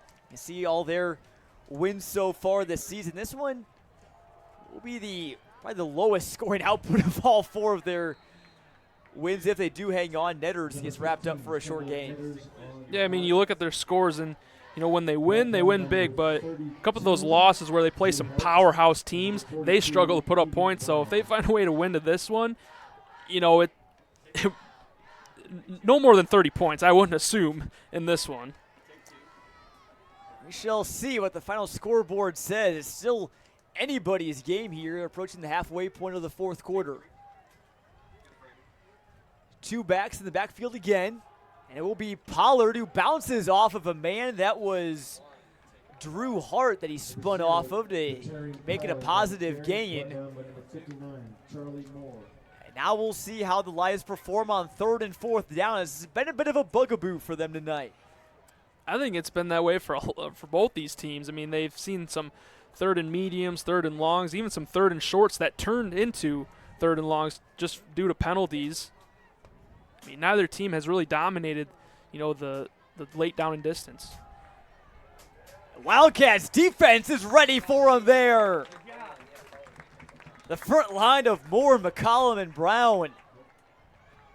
A huge stop, and it sets up 4th and another big decision for the Lions. They don't like to punt, but you have the wind at your back, and you are in Normal West territory, or in your own territory, I should say. Yeah, we'll see what they do. It looks like they're going to go for it. That was what it looks like. They need the 35. Green keeps it. Tries to turn it to the outside. He's in trouble. Nowhere to go. Going east-west is going to be a huge loss. Wildcats will take over in the red zone. Hill and Baskin set the edge and trapped Green with nowhere to run. I mean, I hate to say it, John, but Breon Green just made a bad play worse, trying to find an opening to just make a play. You went from the line of scrimmage being around the 30, 31-yard line, and you just turned over on downs inside the 20. So you put your defense into a really bad situation as the clock now goes under 5 minutes in this one. So Lions, we'll see how their defense holds up against the senior quarterback and backup, Payne Mefford. May not be the Wildcats' last chance, but you never know. Can he lead them to another lead? Mulbauer gets the pitch inside the 20 and near the 10. Good run from the sophomore back who's starting to pick up steam here when he gets to the outside. Yeah, that offensive line got a good push with the outside zone going to the right. Gave Mulbauer a chance to find the end zone, but still a good pickup. And we saw Mulbauer just absolutely gash Peoria Notre Dame in that Week 1 game. He got outside the numbers. There was no stopping him. Now, Peoria High, a little bit faster of a team. They'll go with the same type of play. Inside the 10, Mulbauer dragged out at the 6. There by Demarion Zapata, their strong safety. Now you reset the downs into a goal-to-goal situation, and the Wildcats are really going to – I don't think they're going to put this ball in the air at all, especially when you're in the goal-to-goal situation. Watch that right side. That's where Mulbauer likes to run. Some good blocks to the right side by Jordan Stovall, Efoy Baskins, Cooper Temples. You see him trips right. Mulbauer runs this one up the middle, and he is wrapped up. It looks like Tylen Ward was one of the first ones there. Rather, that was a 58. We don't have a 58 on our roster. But nevertheless, big stop for the Lions. It's now 2nd and goal. It doesn't matter who you are, just make the play on the big one. You know, 1st and goal. Looking like they were going to keep running the ball, but that time met at the line of scrimmage. That was Ward on that stop. Now 2nd and goal. Pitch out to Mulbauer. Has a couple blocks before he's pushed down. Got maybe half a yard there. Oh boy, and this is crunch time now. 3rd and goal from the 5. Clock under 4 minutes. Essentially, you got 2 shots for the end zone. I don't know if the field goal's in the cards right now or not. Yeah, you're not sure, but in a very interesting decision. I mean, I just saw Payne Mefford come off to the sideline. They're going to run this play without him. Charlie Moore, big number 59. Cooper Temples is going to take this snap in the shotgun. More Wildcat action. Temples runs through the 5. Touchdown, Normal West. Cooper Temples shot out of a cannon for 5 yards. And the Wildcats take a big late lead. That's a big one, John, especially for Temples to take the true Wildcat formation for the Wildcats. They retake the lead, and now with 3:27, Peoria High is going to have to come up with a big drive. Huge, huge play for Normal West, and they make the Lions pay for going in on 4th down. Here comes the PAT, and Peoria High jumping off sides, getting a little antsy there. But boy, oh boy, Normal West, we saw it Week 1. They play so well in the 4th quarter of close games, though, and again, it's just a great play call right there. You bring in the big guy Moore, you bring in one of your best athletes in Temples, use our key player to watch coming into tonight. That's what happens when you put the ball in his hands. For big moments, you got to draw it up for your big-time players, and for those two in the backfield, I mean, obviously Charlie Moore, he's not going to put anything in the box score. And that kick is barely even reached the back of the end zone, so the PAT is no good. And I'll keep it a 2-point game. Oh, he just couldn't play all the scenarios at Peoria High. Got a 2-point conversion. If you're the Lions right now, you're thinking, man, if we just got one, it would have been a tie game. But Breon Green is going to have to lead his team on a drive. They got all 3 timeouts with the wind at their backs. So some things working in your favor. They will. That'll allow them to be able to throw the ball. Maybe we could see, TQ Webb or Jalen Rayford get open, but it's going to have to, be relatively quick, because when we've seen this Normal West defense get a stop on 1st and 2nd down, they've been able to control it.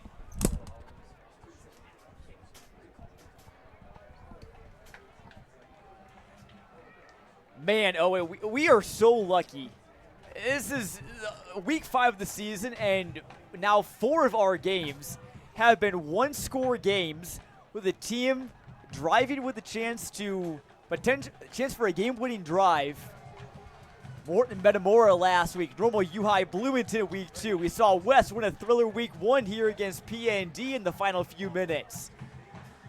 Some big-time games from big-time teams, and we're starting to get into that point of the year where every win counts, and it's going to go a long way.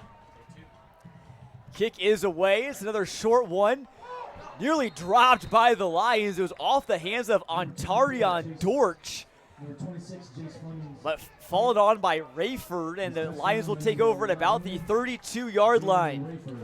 So what do you do here, Owen? Green hasn't had the most success throwing the ball. Do you just keep on going with Pollard, hoping he breaks off a big gain? Do you try and go for the deep bomb? Anything's open. It really is anything's open. I would probably try to run with Pollard for the first play, see if you can find something. But if not, maybe try and go like a quick game with a receiver, give them some space and give them the ball and watch them go.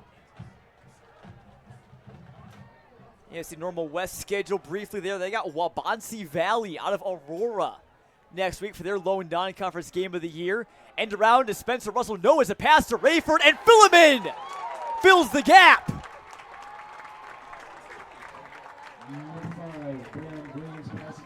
It was Kamar Monfort that tried to set the block out there. If he would have had it, there would have been space for Rayford to run, but Monfort just couldn't get the block. Nothing on first down. Goes as a completion of no gain. Inside of 3 minutes now.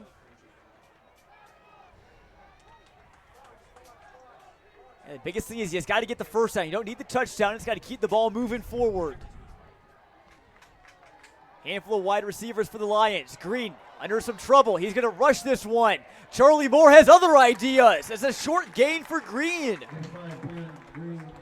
Even with the pressure to Green when he's dropping back to pass, they've had great linebackers to stay home as kind of a spy to make sure that he can't, break off for a long one. So it's just been a really, really good discipline from this Normal West defense. Yeah, Green has not taken off for many big games with his legs tonight. 3rd and 9.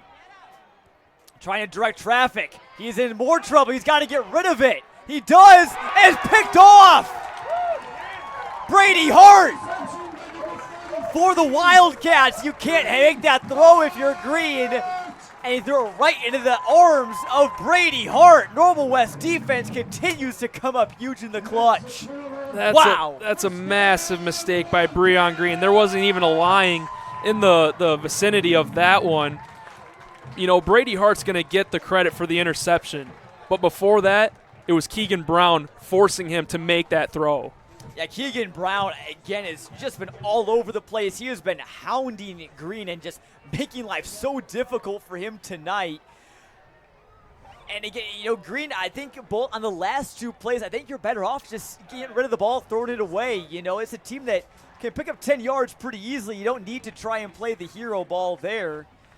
That's a tough interception to swallow for the Lions. Now their defense gets a big stop. They do have 3 timeouts left, and I'm sure they're probably going to burn their first one here. They do. And that's another thing why, he was a little too aggressive, because you did have the time. You had a full 2 minutes and the 3 timeouts to work with. And as you said, 10 yards is nothing for this offense. That can, get the big play at any time they want. But it's just, it goes back to just, you got to protect the ball. in high school football, turnovers can really decide a game. And so far in this one, Peoria High is -2 on the turnover differential. And we talked about it earlier in the week. We were recording our preview video for our kickoff show on WMBD. And, we talked about it's going to come down to defense. These offenses are both so talented. Who's going to make the big plays? And, I mean, Green maybe hoping that, Hartis maybe didn't bring that ball in. Maybe you moved it at the last minute and was able to read that and pick it off. But again, just the defenses have come up huge. Again, the Lions still not completely out of it. 2nd and 12 after a loss of 2 on first is Givens. Keeping it. He's got some space across the 30. Brought down. And the question is, he in or out of bounds? He went out of bounds. They stopped the clock, and that's a mistake right there from Givens. You want to, stay in the line, in the field of play to force that timeout. You just want to fall down if you're Givens. It doesn't matter if you get that extra foot or two. Go down and save and make Peoria High spend the other timeout. So 3rd and 5 now from the 27. It's probably 4th down territory for the Wildcats. Givens again at quarterback with Moore, the big blocker at fullback. Givens runs into a pile of people. Some pushing and shoving going on. He gained about 1, so instead of about a 4th and 4, the clock is still running. Lions now they use their timeout with 1:35 to go. Yeah, you had to call the timeout. You couldn't just save it for, if you get the ball back, because Normal West could still get the first down, and then you're really in trouble. This is essentially the ball game right here on this play for Normal West, and the head coaching battle's been great tonight. Just with the elements, trying to strategize with that. Both teams know each other pretty well. These head coaches know each other, and Nathan Fincham has called some great plays for the Wildcats tonight, especially out of timeouts. They brought in Temples on that touchdown run, and just had some other good job on defense too. A game plan and to stop Breon Green in this offense. What does he have here on 4th and 4? What do you think the Wildcats do here, Owen? I still think they're going to run it.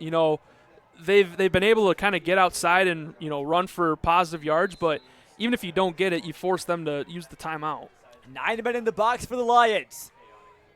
Temples running, and he is brought down behind the line. Cam Peterson, the linebacker, a huge one for the Lions, and they still have a last gasp in them. They have a chance. Still 1:30 is a good amount of time. When you look at 1:30, at the college level or NFL, it's a lot of time, but maybe not as much here at the high school level. You still got the timeout to work with, but, this is a big drive for Peoria High, and especially for Breon Green, who has, 3 interceptions tonight. He's going to have to find a way to find his receivers. Green has had his struggles tonight, but he can put them all behind him. He can lead his team on a 68-yard scoring drive, and Wildcats take their first timeout. Again, all goes back to the wind. It's not a question of can Green throw a big pass. We know he's able to. It's just a matter of can he put it on the right spot with this wind whipping. And not able to really control how far that football goes. Right. I mean, I'm still looking at the flag, and it just seems like it's the same kind of tempo as it's been all night, just howling. Hanging on for dear life. Right. If that flag kind of had any, stray ends, that would have been gone by now. But, at least they do have the wind to work with. This would be entirely different if they were going against it. They're going to look at Old Glory, who's been waving faithfully through the air tonight, and she's seen a great football game. It's going to come down to the final drive for the Lions, down by 2. Trying to keep their perfect record intact. They'll start off with a give to Pollard.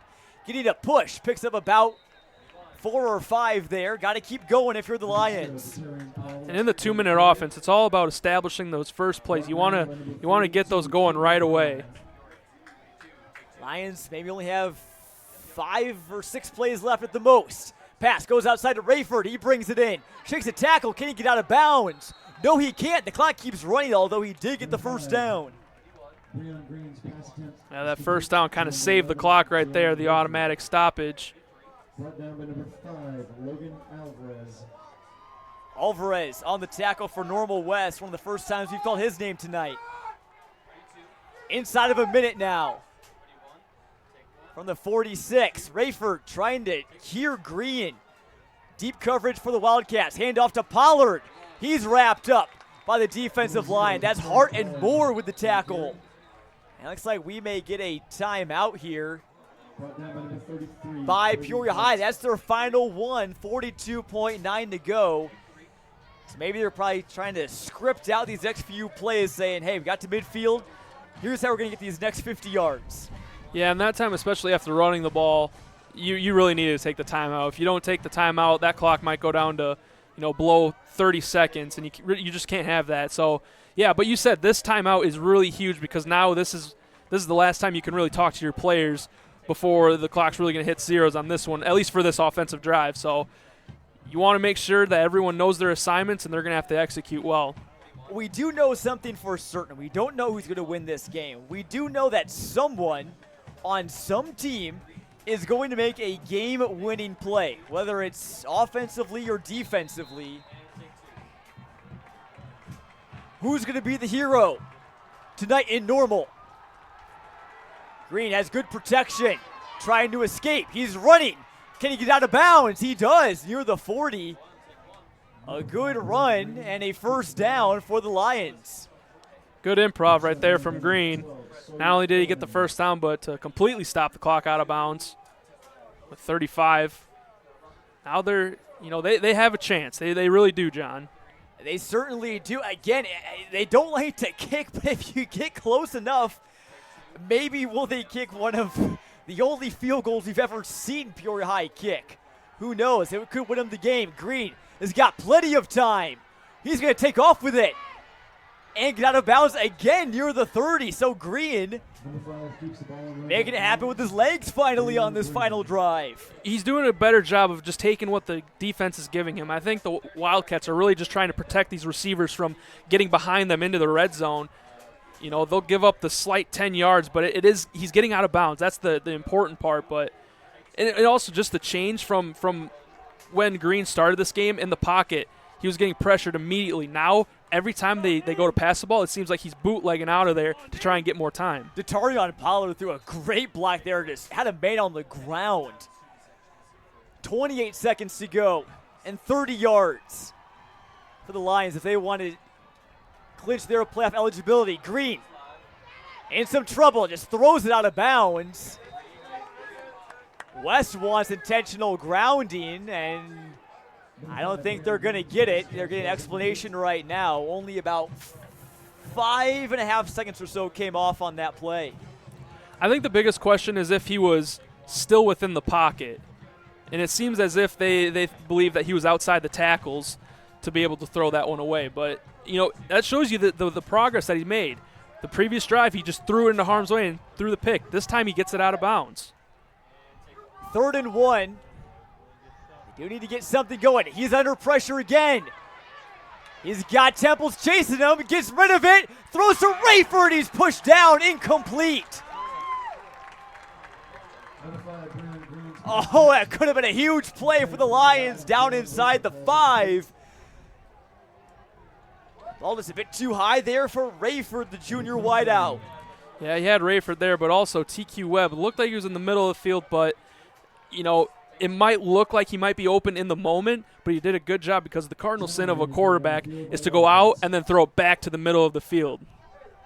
So the Wildcats will take a timeout. It is 4th and 1, so for the Lions, maybe do you try and get the first down, the clock stops, and then maybe spike the ball again?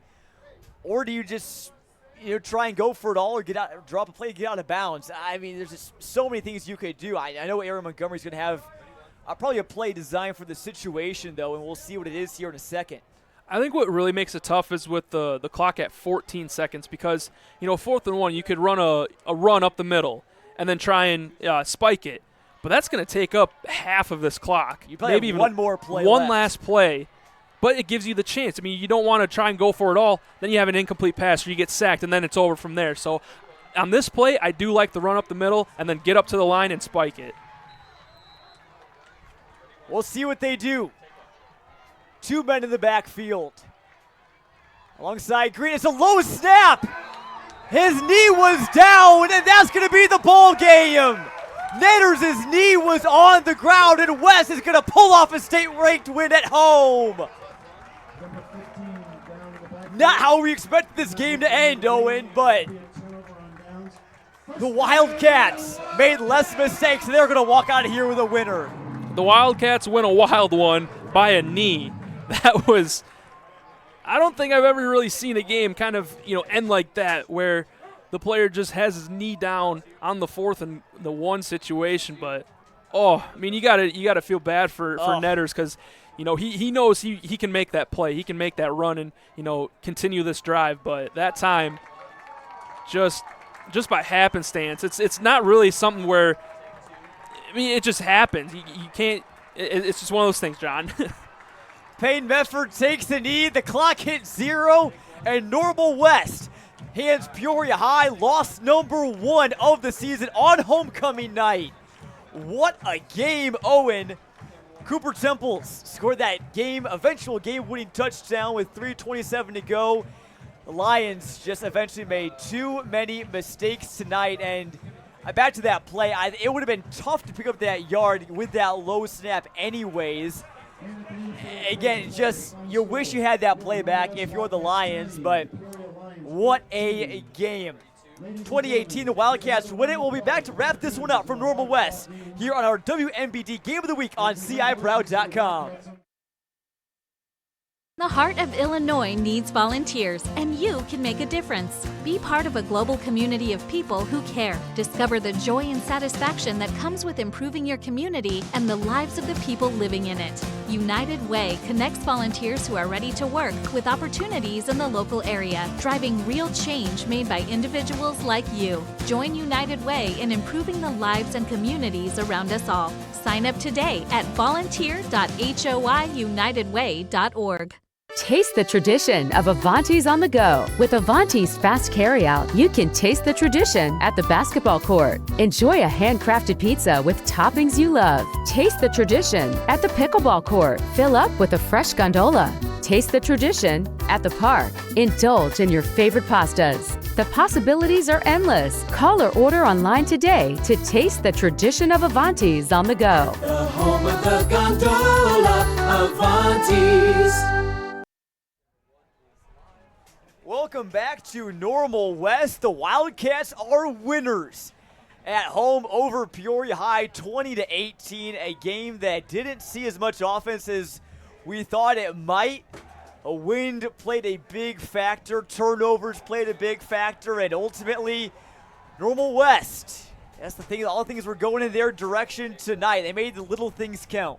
They did, and they didn't have as many kind of backbreaking plays that Peoria High did, and the biggest takeaway that I have from this game is that, the popular phrase, the heart of the line, and, well, in this case, it was the heart of the Wildcat. And that defensive front, given, the unfortunate, circumstance of, starting the year with all the injuries, especially their key linebackers, but all these underclassmen, reserve players that have been pushed into starting roles, they made it count, and they did an awesome job tonight to get this win.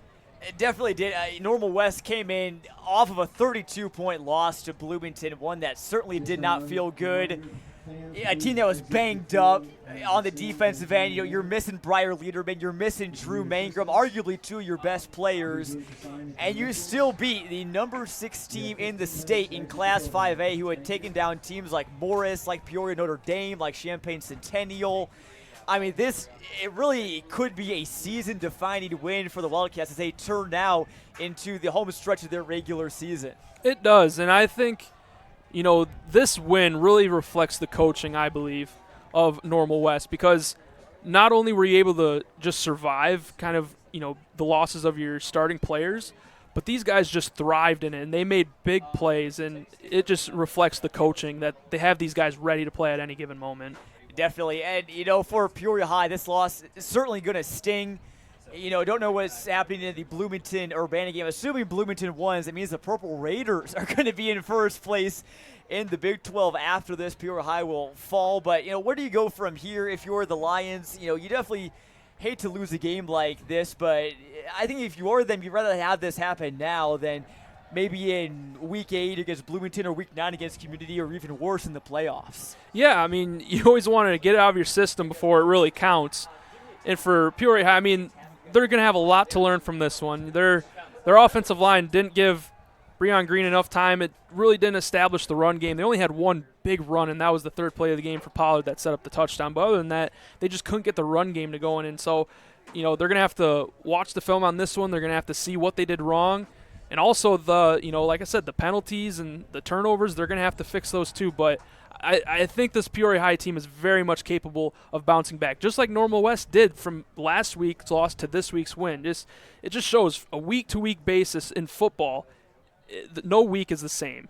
That's just the main takeaway. Definitely. As we wrap up our Perfect Choice Exteriors Player of the Game, Owen, didn't really talk about it that much. It could be a lot of different players, but I got to go with number 42, Keegan Brown. Made life really hard on the Peoria High offense all night.